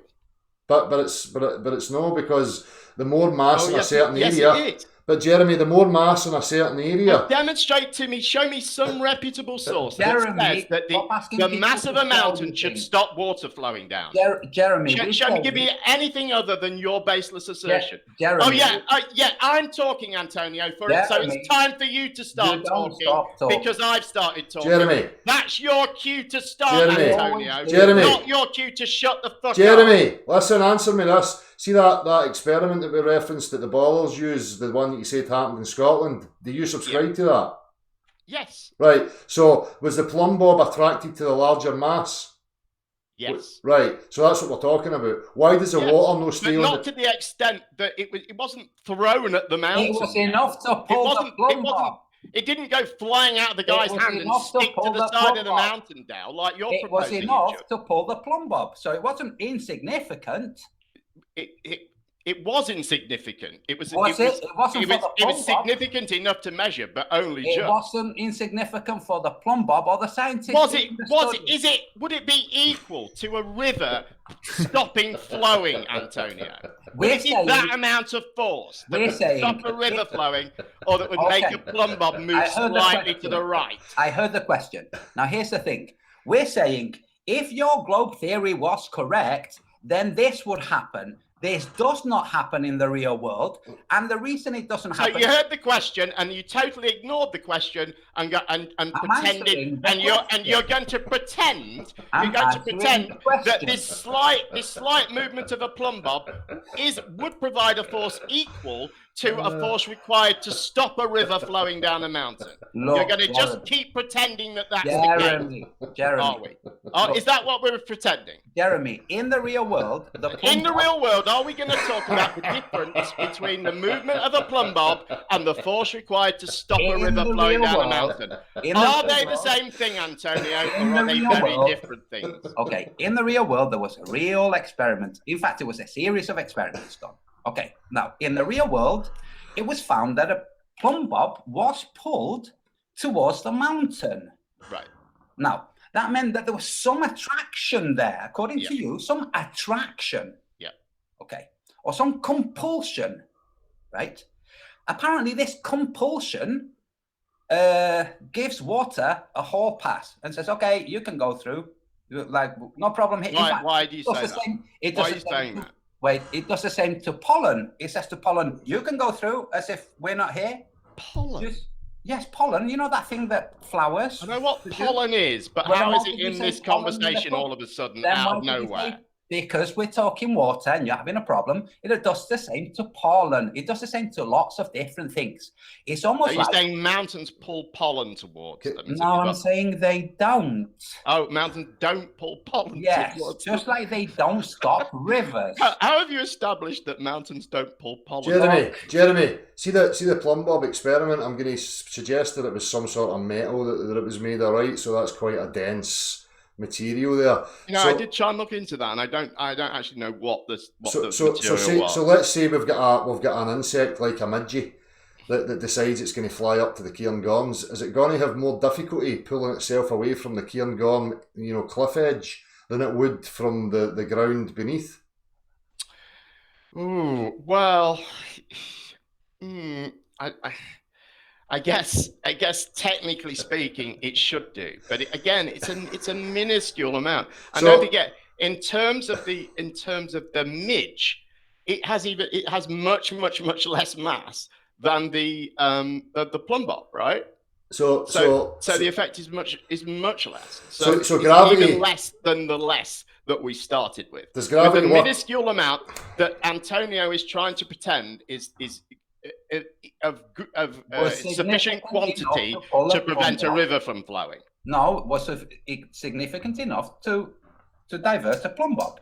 I tell you what, Del, I'd be careful of Antonio because he's not. Why is he in here trying to ingratiate himself with you? I was Jeremy, actually- Jeremy, I we're was- talking. That's what we should be asking. Jeremy, ourselves. let's not What's jump he- to ad what's the hominems. slimy fucker up Jeremy, to? let's not try and jump to character assassinations right now. Let's Oh. stick to objectivity and. Well, we're still keeping going to it talk there. about his fucking mountain and the stupid river that you But think you don't shouldn't seem play to down. like you don't seem to like things that break apart your fantasy world, Jeremy. That seems to be the message we get for you, right? It's just we end up going round and round in circles, Del. Yeah. Jeremy, you were asking for a Should test or float a the demonstration. mountains. Come on. Jeremy, you were asking for a test or a demonstration, and we brought one up. But it goes against what you were expecting. Which does not demonstrate. It goes against what you were expecting, so Does now it? you're trying to squirm out of it. Okay, well, no, let me face the demonstration head on. I will deal with the Schehalian experiment. Did it demonstrate enough force to stop a river, Antonio? Can I change this a wee second? I just want to No, ask. Antonio, answer the question. He's been dodging. Let's. Did it demonstrate enough force to stop a yeah. river from flowing, Antonio? I can demonstrate that Jim Panda has child molesters as moderators. Are we really going to do this more Right, on? listen. Okay. Let me ask something here, right? So we've got a curve here, Jeremy, right? Can you see what I'm doing, right? We've got Yeah. a curve, and you're going to say that there's like invisible rods that would denote like the pull of gravity through the centre of the Earth, right? So each one of these rods has a certain amount of force, you would say, right? That's dictated by the amount of mass that it's emanating from. Is that correct? Yeah. That's true. Yeah. Right. So we've got on the top of this, we've got a mountain that sticks up. Right, So gravitational listen, fluctuation, listen, all the- listen. So we've got this mountain on the top here, the curve, right? That's got more mass to it, and we've also got these rods that are coming that have got coming from less mass region, right? So if these rods, these invisible rods from a less mass region, get the ability to go in a sideways direction and pull the water towards them and off of the. That's not right. I mean, this mountain that they chose was selected because of its isolated state, because it would make because of its sheer face. And it was a plumb bob. And because of its isolated state, there was nothing else around it. It's an isolated mountain, right? It's one on its own rather than in a range. And so, but there are fluctuations in the force of gravity on the surface of the Earth that we can measure, and things like large masses, like mountains, it can be responsible for this. There's even where there's some salt flats somewhere, I'm not sure which one it is, where they found that these depressions in the salt flats appearing. I'm depressed. And they couldn't. I'm depressed. Listen to you. Nearly there. And they couldn't figure out where these depressions were coming from. And then when they did some sort of radar survey, they discovered that there were mountains beneath the salt flat and it was the mass of the mountain that was causing these depressions. All right, so the mere mass then, so now when the mountain's under the ground, it does work, but when it's above it, it doesn't work. It's where you've got a high density in a small area. Mountains are pretty dense. There's granite mountains here. There's areas where there's granite. Dense, heavy rock in a Granite's one of the densest. Granite's one of the densest rocks. I don't know what this particular mountain was made from. I have no idea. Jeremy, you just shot yourself in the foot. Did I, Antonio? How did I do that? Under the salt flats make it flat because they pull more on the water. But the mountains don't pull more on the water, which is what we've been telling you. You said what? Say that again. Just replay it. There is no means to replay it, Antonio, as you well know. So why don't you just say the sentence that you just said? Just repeat it. How about that? Okay. Pay attention. Have a pad and pen. Okay. It's because it was almost gibberish, Antonio, that it was difficult to follow. Wonderful. But spit the gibberish out again. I'll have another go. Then let me repeat it. Jam Panda has just moderators on his Discord server. That's so watch out for him. Yeah, I agree. That's disgusting good. So, Jam Panda, you were saying there are mountains under salt flats that make it flatter above the surface by having more gravitational. I did not say that at all. That's okay, repeat what you said then. I said it made a depression. A depression. Flatter. How's that flatter? You're right. I'm loving this artificial. It makes a hollow. The last 2 days have been brilliant. It makes a puddle, if you like. Oh. How is it being flat in one place and there being a puddle in another place, flatter where the puddle is? Don't talk bollocks. You just said the salt flats. You just said a hole in something is flatter than something that's perfectly level. Because there are mountains underneath. Now, according to you, the salt flats are salt concaves, are they? No, that is not what I said. No, they're salt flats. No, that's not what I said either, is it? Is that what I said? You see, Antonio, this is how people know that your ideas are bollocks. You said because you can't defend my idea. What I'm saying. Right, shush. Right, Jeremy, I just muted you because it's getting a bit annoying now. Right, let's try and move on for this. I think we've established what we wanted to establish there, and there's a lot of oohs and ahs and stutteriness. So, well, so anyway, he doesn't realise that you put something. He says that you're putting the opposite of what you're actually putting. Then he puts something that's the opposite of what he's put, and doesn't realise when somebody pulls him up on it. If that was true, you wouldn't have needed to totally misrepresent what I'd said, Antonio. I didn't. You said that a hole in. You said. Let me finish. You said a depression in something, i.e., where there's a hole, a puddle. You said that is Jeremy, than where there isn't a puddle. Jeremy, you're just. Jeremy, Jeremy, what a dishonest bullshit. Jeremy. Sorry, go ahead, Dal. Right, Sorry. we're just going to stop that conversation now, right? We can rewind it and everybody will see what happened. So there's no need to go, this happened and that happened. It's there. There's no way to destroy it or change it. So we'll all find it. Anyway, what else are we talking about? Del, have you seen the free fall experiment done at the ZARM Institute in Bremen? I seen your video on that. I can't remember exactly what it was about. What was that again? So they take there's a 110 meter tall tower made by the physics department, the gravitational physics department. Right. Okay, 110 meters. They have a capsule. They insert it inside this tower. They then hermetically seal the tower and make it into a vacuum. Right. They then catapult the capsule along up its length till it reaches a point of free fall, and then it free falls and is caught at the bottom. At this free falling stage, Dr. Zaz had placed, I think it was 6 different elements from lithium to lead. Right. And as you see it fall, you see that the lithium falls slower than the carbon and the aluminium, but the lead falls slower too. In fact, it falls slower than the lithium. And lithium is much, much lighter in terms of weight than lead. So of all of the compounds, the one that falls the slowest is lead. Wow. So this is peculiar. So he wants to repeat the test. The institute has stopped him or anybody else doing the test, and they sent emails to all of the scientific journals to not publish his findings. Interesting. Now the thing That second part there is nonsense. The thing to do would be to repeat the test with the elements in different positions, because they say what's happened is there is some anomalous propulsion given to the elements that's causing this distortion. The thing to do would be rearrange the elements and repeat the test over and over and over. If it turns out that always the elements on this sides and the center, all of those elements somehow with a delayed effect from some anomalous propulsion, if it's always the elements on the sides and the center, then you could say, yeah, there's some anomalous reaction here due to the capsule and its tensile strength or whatever they want to say. But the point is, they don't immediately start dropping slower. They as it starts dropping, they are all in pace with the capsule, but as the drop continues, they start dragging behind.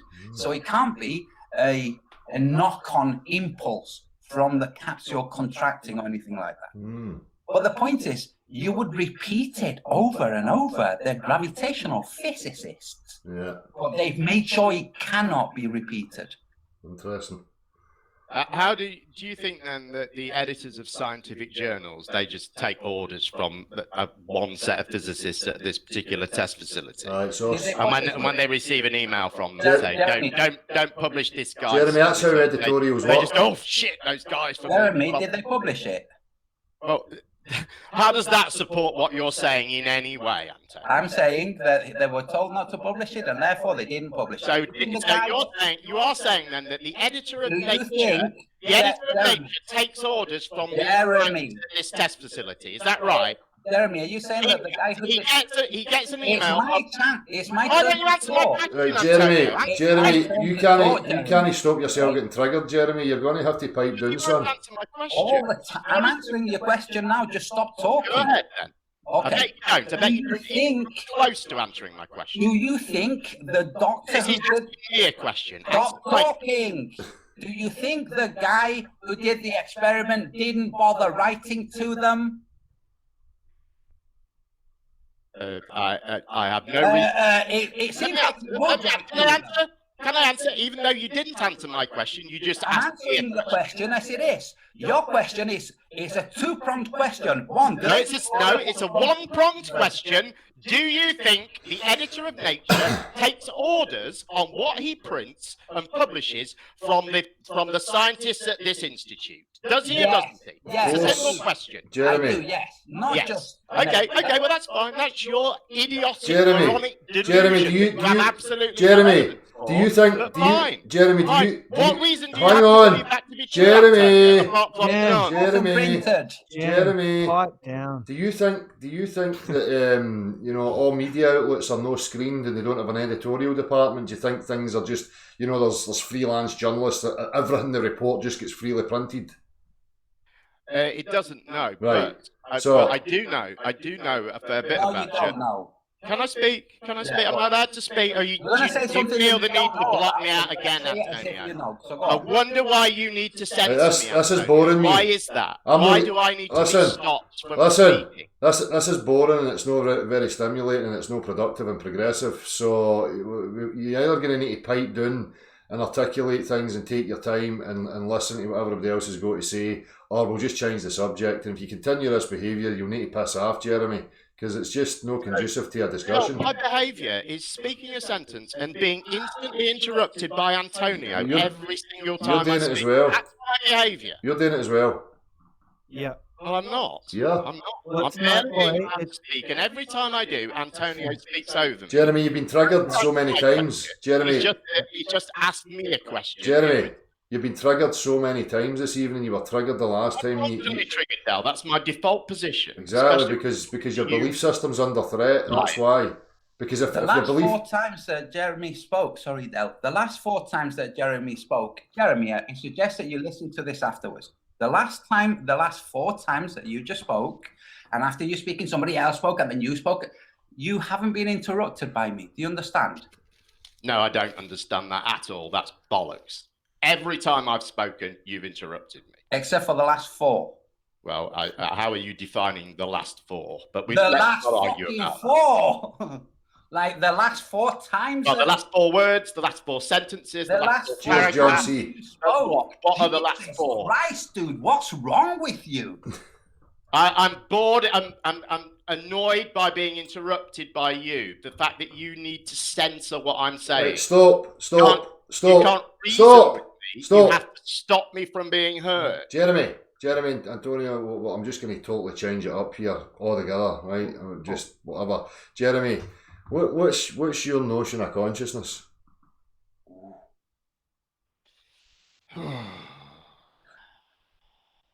What do you think consciousness is, Jeremy?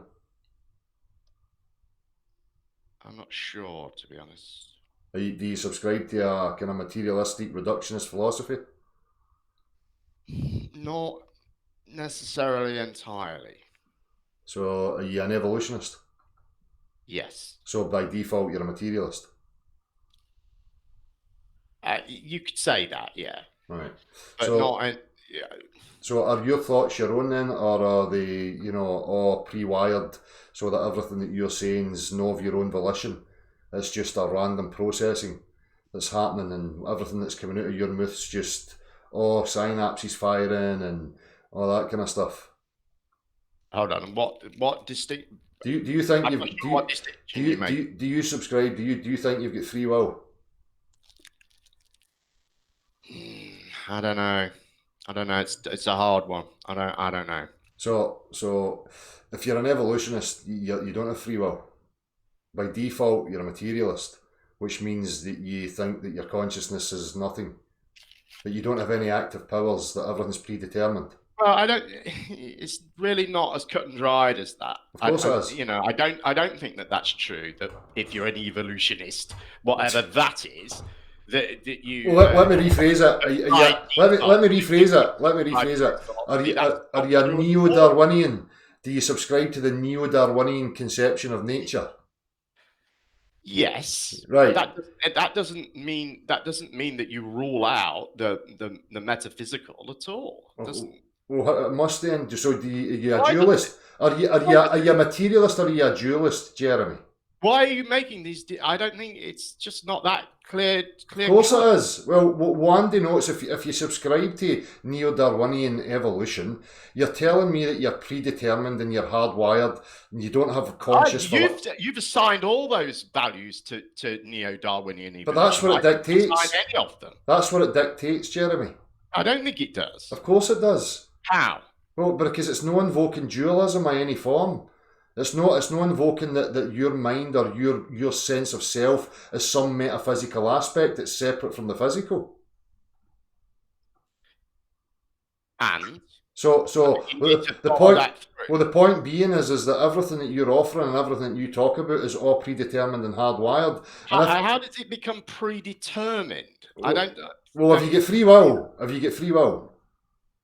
I think that's a difficult question. but you can't have free will if you subscribe to neo-Darwinian concepts of evolution. Yeah, I'm not convinced that we do, and I'm not convinced that we don't. So you're confused. I haven't made my mind up on the free will issue. Well, you can't really have free will if you're going to subscribe to neo-Darwinian concepts. Again, you're just projecting. Well, where would free will come from? Jeremy, it doesn't allow for free will. The neo-Darwinian. Jeremy, again, you're displaying your ignorance because it doesn't allow. Evolutionary synthesis it also implies all sorts of other. Jeremy, don't try to be clever with silly, Well, language. he started calling it the neo-Darwinian. Why don't you listen to? We could just call it evolution for all I care.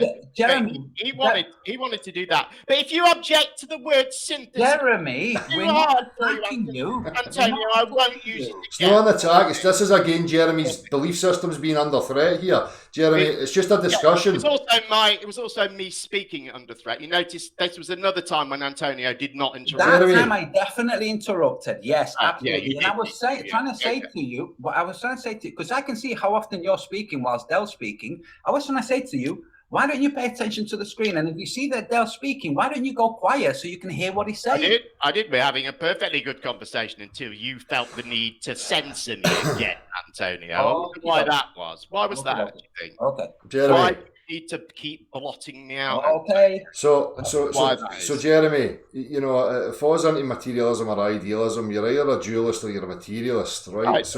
I think you're creating all sorts of false dichotomies. No, because if you tell me, people don't hold these. Can I speak? In such black and white. But it is. Can I speak? Go ahead. Sorry. Can I speak? Because I spent a long time on this type of subject, so I'm always interested to understand the reasoning processes of people who would subscribe to these certain philosophies or belief systems. So, under the neo-Darwinian, random mutations acted upon by natural selection, all emanating from some event, abiogenesis, that nobody can quite explain properly. It's all about material interactions, so single-celled organisms evolving and adapting, having mutations and evolving into what you are right now.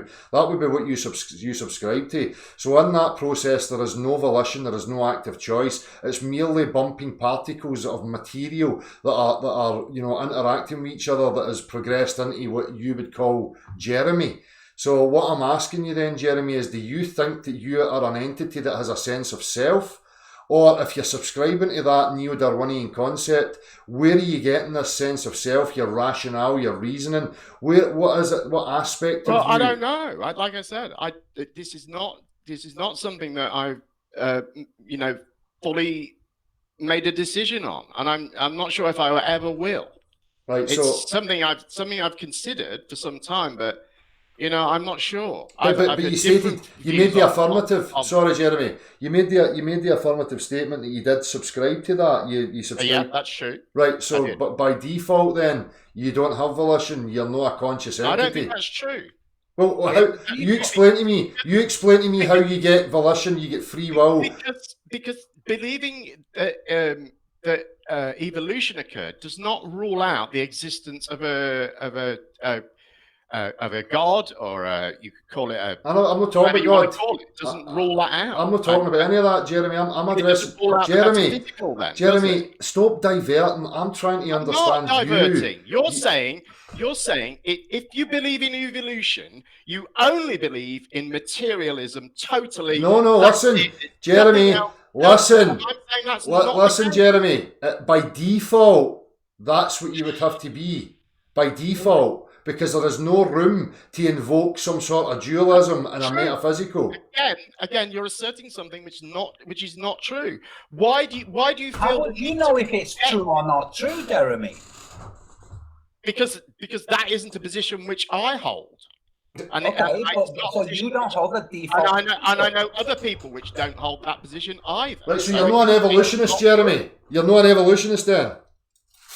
Yes. Well, no, actually, no, I'm not. I don't Right. like that term at all. But I do subscribe to,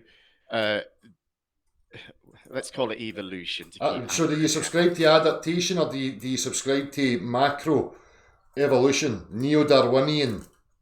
Oh God, do we have to do all this creationist crap Well, now? Jeremy, if you're not interested in having a discussion, just fuck off. Well, because macro evolution is a really a creationist distinction that you're making. No, it's not. There's two It's distinctions. evolution. It's Okay. recognised the two distinct aspects of the No, official. there is not. Aye, it is. There's variation within a species, Jeremy, and there's macroevolution. Of course, No. there is. It's evolution. That's it. Well, you just don't you see, this is a problem, Jeremy. I This do. is this I is do. what I Jeremy. understand the This is why I creationist ask these questions, I because understand the Jeremy, creationist tactic of Jeremy, trying to make this Jeremy. is Let's thing talk this. evolution. When it's Jeremy. not a different thing. Jim, Adaptation is evolution. wait, Jim, Jeremy. Jim. This is why Let's I asked. talk this out. It's everything's cool. This is a good convo, Jim. You're not here every day. Just chill your boots. Exactly. Let's just. You're awful Everything's fine. defensive, Jeremy, and what I'm only trying to understand you as a Don't human. attack me. Jeremy, Don't try Jeremy, and I don't really Jeremy. understand or Right, I have to quite mute got- you. Don't attack me, and I won't. I have to Jeremy. mute you. Shush. I had to mute him because nobody's attacking you, Jeremy. I'm trying to explain to you, and you're not giving me the opportunity to explain to you. I'm always interested to understand the reasoning processes of each individual that I speak to. So I like to ask these questions because it tells me a lot about them. I can either find that somebody that's resolved and contemplated well enough to understand themselves and have a certain position, and then there's people like yourself who just subscribe to certain belief systems and don't fully understand them, and then get all higgledy-pickledy and contradictory when certain questions are put to you because you don't understand it. So No, because I don't subscribe to your projection. listen. You're projecting, and I don't subscribe to your bullshit. Listen. But you- Just because you don't understand the thing that you subscribe to is not my fault, so don't start shouting and bawling at me. I'm only interested in discovering your reasoning processes because it tells me a lot about who you are.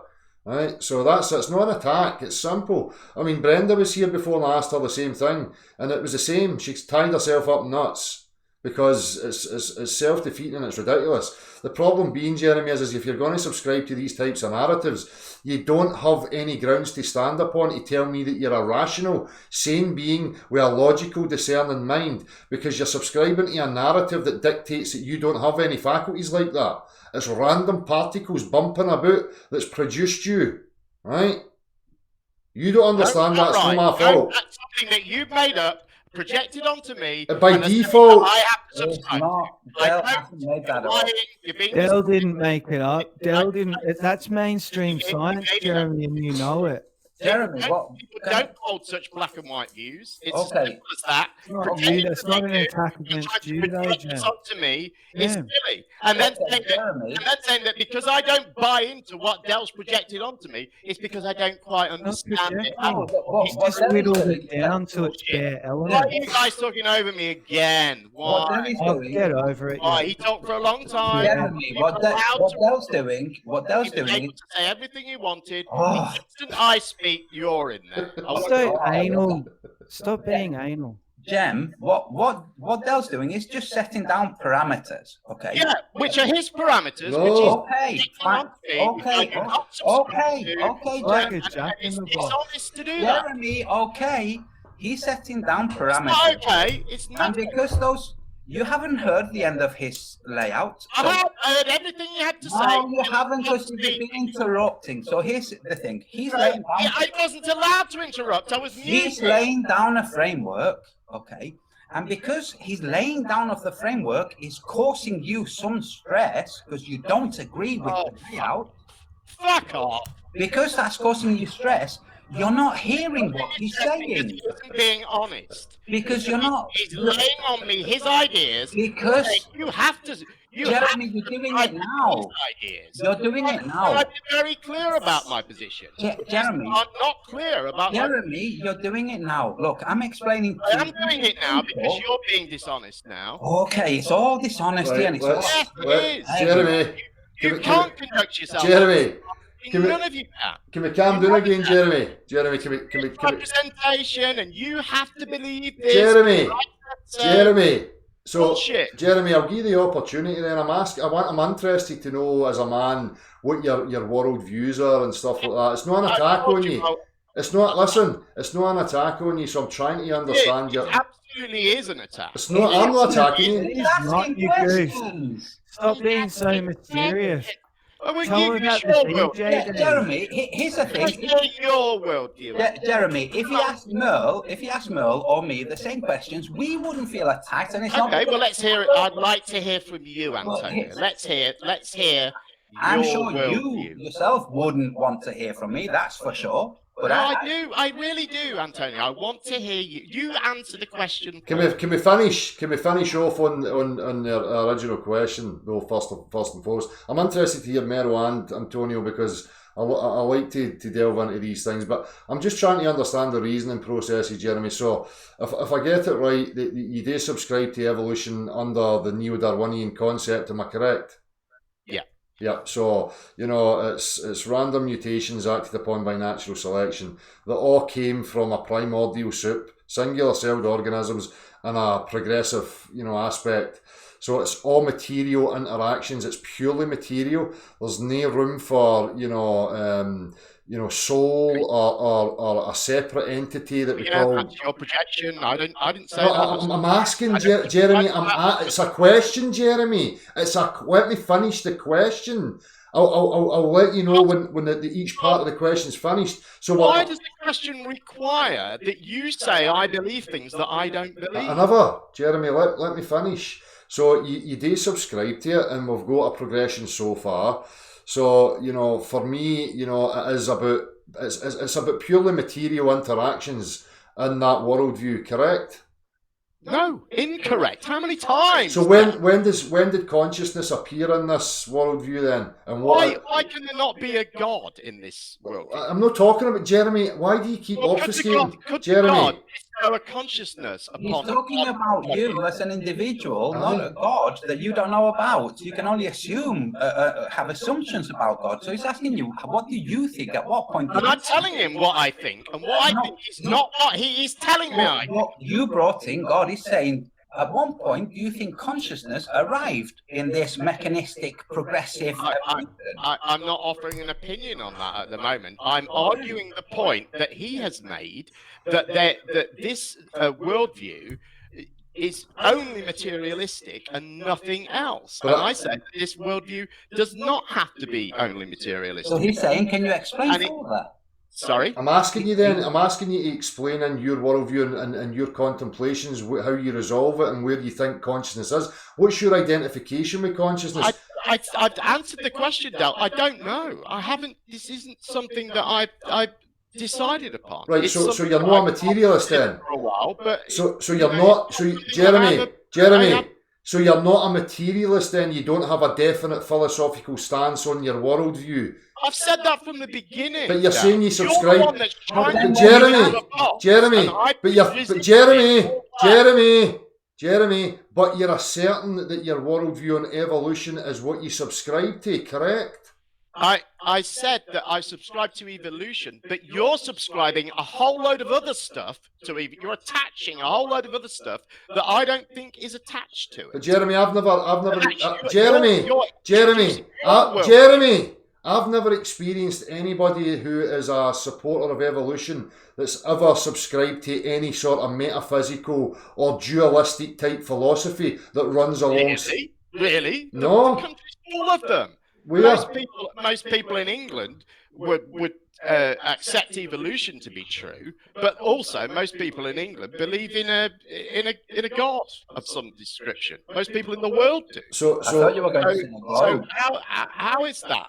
How is it that it's a purely materialistic view? I thought you were going to say most people in England do believe not in hold God. it as a purely materialistic because view. Jeremy, Other views. Jeremy, All sorts of other views. Jeremy, Because, you know, for me, it's self-defeating, and I struggle because of me as myself, you know, when I used to subscribe to it, it bothered me about these things, you know, morality, free will, you know, consciousness, all these things, if I was to subscribe to that particular view, which is why for me, you know, there's a separation of micro and macro evolution. There is variation within species that's a different category to the overall encompassing picture, which is neo-Darwinian concept of evolution.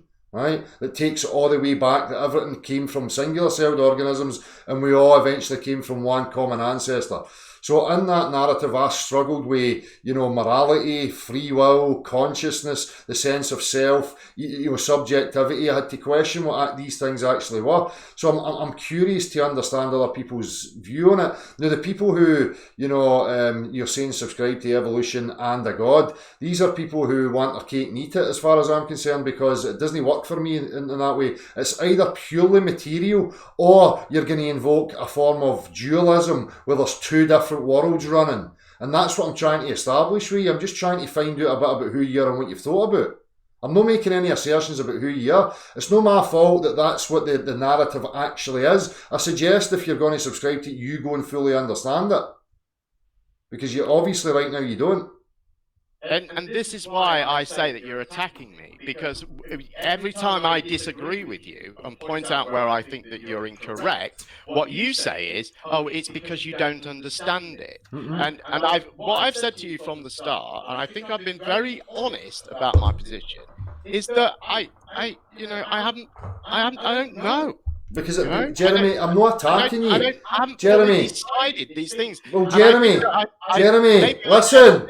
Listen, it's not a Jeremy show. Listen, Jeremy. Nobody's Jeremy.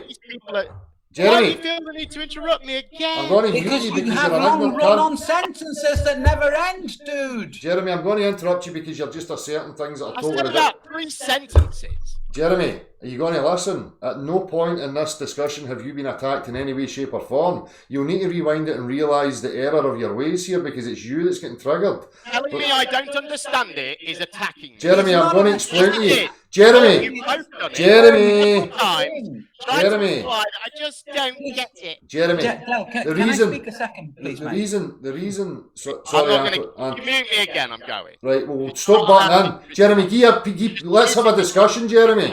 Why do you need to censor me? Because you're no shutting up, you prick. You're no shutting up. Right? You've no been attacked. What I'm pointing out and highlighting to you is that I asked you a question. You affirmed that was what you subscribed to. Now I'm digging deeper into it, and I'm trying to highlight the inconsistencies in that worldview. You're just bullshitting. You're making up a load of shit which is nothing to do with evolution. Yes, it is, Jeremy. Onto me. Yes, it's dishonest bullshit. Jeremy, what's happening is he's telling you something that's it's pretty standard and pretty well known that it's the standard. Okay, so what's happening is he's left now, by the way. What's happening is when somebody says something to you that you don't know about, if they say, but what it is that you don't know about this, it's not like he's saying you're wrong. Exactly. He's just saying you just don't know about, you don't know this little fact about the ideology that you say you subscribe to, but you see that as an assault. Yeah, and that's a symptom for me. This is why I ask these questions, because you know it's a real sign of mental illness and the state of human beings and their own mind. They're subscribing to belief systems that they don't fully understand, and they don't have a reasoning process that's grounded in anything for why they subscribe to them, and that bothers me. That's like culty, blind faith type religious mindsets. So that's why I ask these questions, because at the start, and that's why Jeremy's getting so upset, because he knows that it's not rooted and grounded in proper reasoning. It's just something that he's believed and that he's bought into. And you see that continually. You can't have discussions with people. It doesn't matter if they're a Christian, a Muslim, an evolution. You ask people a questioning process of their reasoning, and they don't like it, which is problematic. I don't like that. You know, you can question me about anything, because I don't have threatening to them. Exactly. It's that not to badmouth him now that he's gone, because I don't think it's fair. But and here comes a but. Okay. When he was explaining about how he hadn't actually arrived at, he didn't know, which is fair enough, okay? But he said several times that he hadn't made a decision. It's like, I don't think it's a case of making a decision whether or not you understand something. It's you arrive at the understanding through a series of prompts and questions and inquiries that you make. Reasoning. You might arrive at a conclusion, but it's not a decision. You don't decide you're going to accept this or not accept this. Yeah, it's the reasoning processes. That's where you'll find the root of why people subscribe to certain things when you actually question it.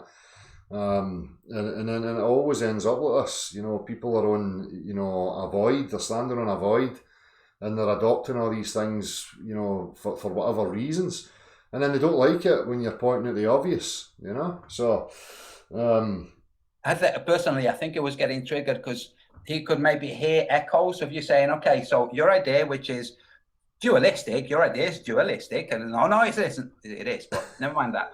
You know what I reckon it is? Sorry to chime in. I reckon some people get set in their ways and they get in a mode.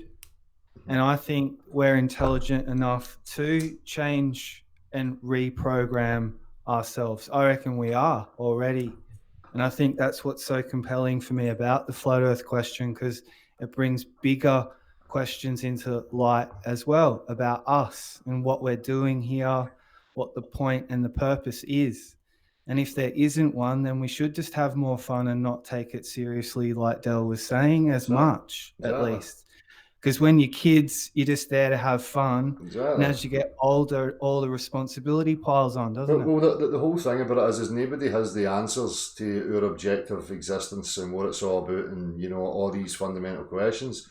So we can only discuss it between each other. And I don't think there's anything wrong with that. You know, it's not a case of I've got a position to defend. I'm not here defending a position in regards to that. You know, I'm still an open inquirer, and I think everybody should be.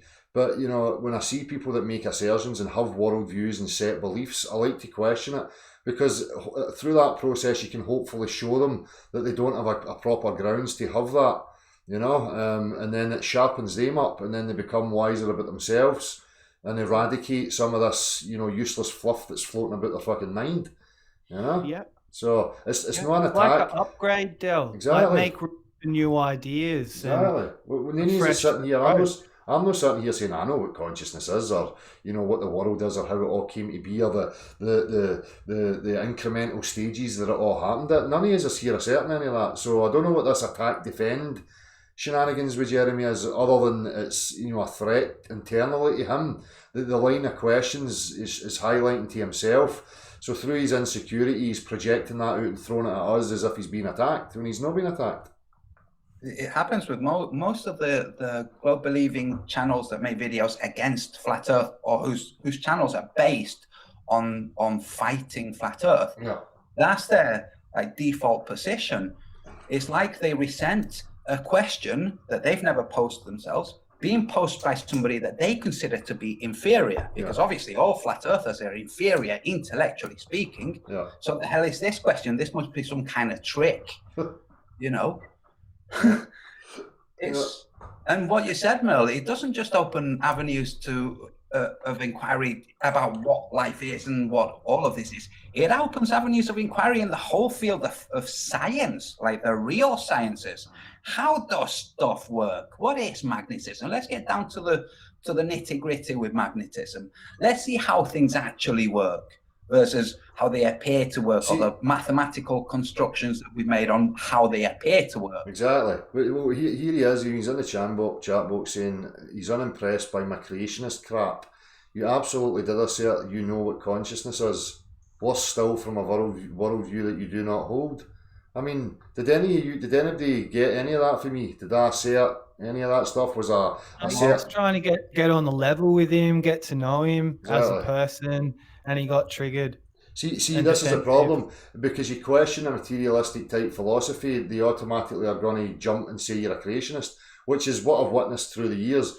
This materialistic type philosophy is not allowed to be questioned, and anybody that does question it just automatically gets banded as a creationist. You know, under the banner of creationists, like the Earth's 6,000 years old, and, you know, God made it in 7 days and all this kind of stuff. That's what he's asserting here, which is totally ridiculous. Again, for me, it's just a mechanism that they throw out there to try and have the upper hand. But that's just not going to work anymore, lads. It's not happening. You know, this isn't the 1960s. You know what I mean? This is what I think so many people resent, you know, because of things like YouTube and people like all the flat earthers on YouTube, even the ones who are crazy, and the ones who are freaking geniuses, they resent that this is here because they can't gag it. Yeah. Because in normal conversation, he would shout. You know, people like that would shout, "Oh, you're saying the Earth was created in 6 days," to divert away from the questions. Like, dude, we can continue questioning things without accepting any of the premises. Exactly. You know. Exactly. As I say, it's all just for me about, you know, understand when somebody makes affirmatives, makes claims and statements to subscribe to certain worldviews. For me, my process is to question their reasoning and to try and highlight the contradictions and the absurdities in their whole reasoning process. I don't think there's anything wrong with that. I mean, you don't come here then if you don't like that. If you're just somebody that only wants to fulfill a bias, have your worldviews and put your faith in your worldviews and think you have certainty, that's fine, on your merry way, and away you go and live your life under that delusion if you like. If you're going to come here and engage with me, you need to expect that I want to question these things. And the same for me. If I make assertions about, you know, a particular worldview that I have, or Antonio or Mero has, then the same process is going to happen. No because it's a game of fuck you and I want to antagonise and attack you. It's just because that's who I am as a person. I like to question these things and try and establish where the problems are and the contradictions are. You know? Sometimes flat Earth gets in the way, Del. You know, if it was just us, just being us, if this question wasn't here, that's what I like about it. But it's no Mero. But sorry to cut in, but it's no Mero because in my experience of witnessing this for the last whatever many years that I've been involved in looking at it, you see this continually. It's not just, you know, you can go to an area of YouTube, but it's not about the shape of the earth. It's about philosophical debates in regards to worldviews. And the same thing's happening. I don't know if any two of you have seen that movie Expelled, No Intelligence Allowed. Have you seen that? No. It's you know, I can't remember who it was that made it, but it's pretty much highlighting that there's many people in academia and in this, you know, scientific community who pursue a different avenue or train of thought and how they're interpreting and seeing the world, and, you know, recognising aspects of design, and they don't want to subscribe to a purely neo-Darwinian materialistic philosophy because they don't see that working.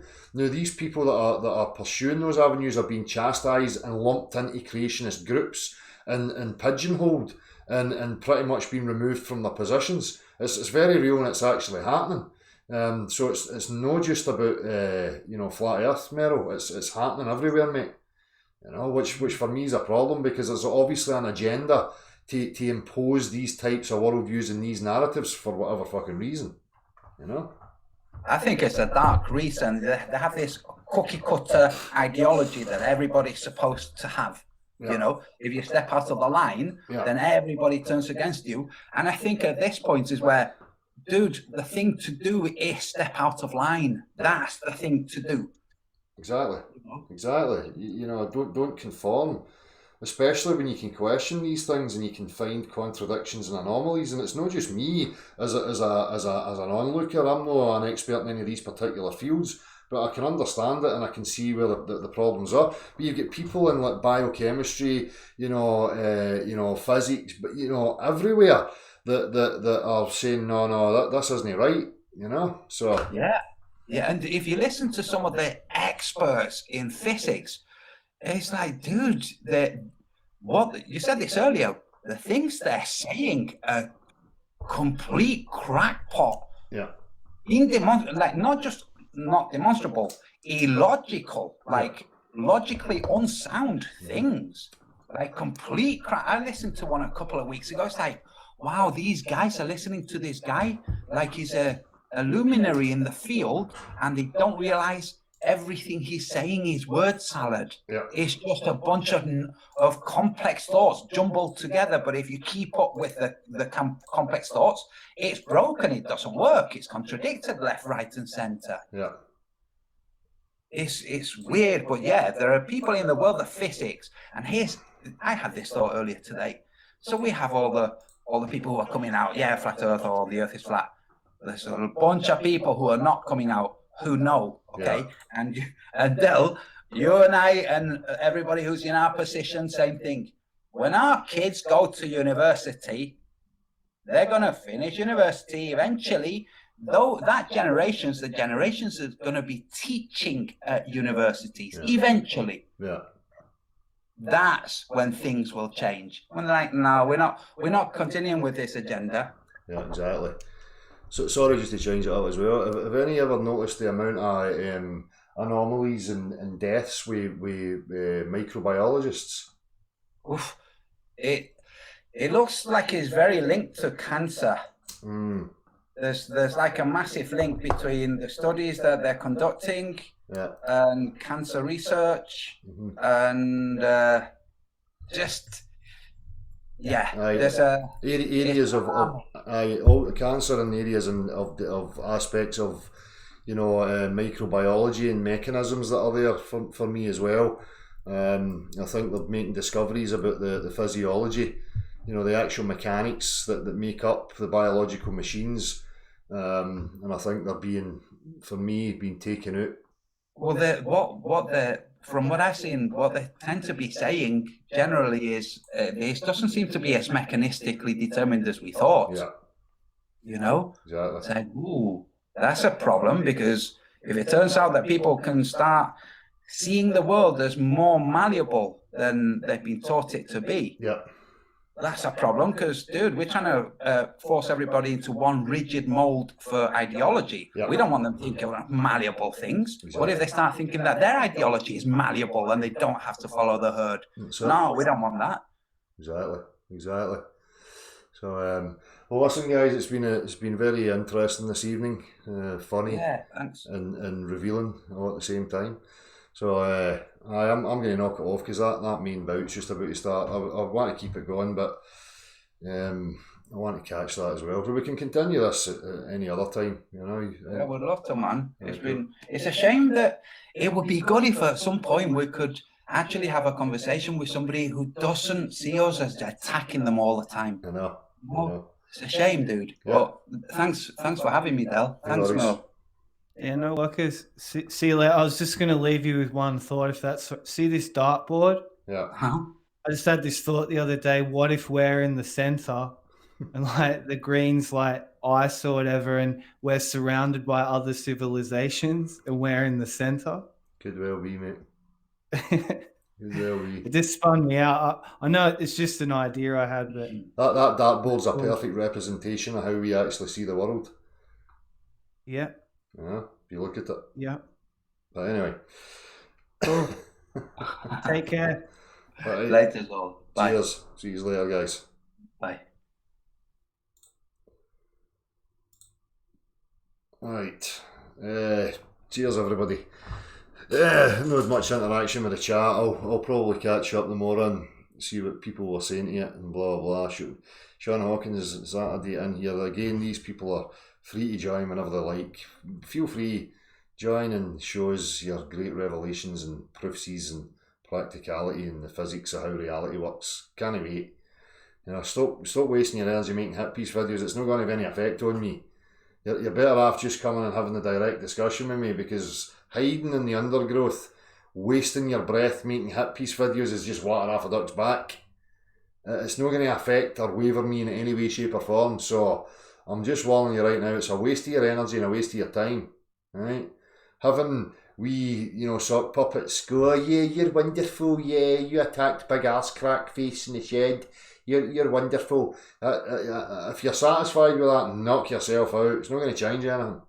Right? And I'm not going to go anywhere. So Sean Hawkins and the rest of you, just step up to the mark if you're capable. Right? Stop being scared. Cheers, everybody. Mods, as always, much appreciated. I'll see you all very soon. Bye-bye.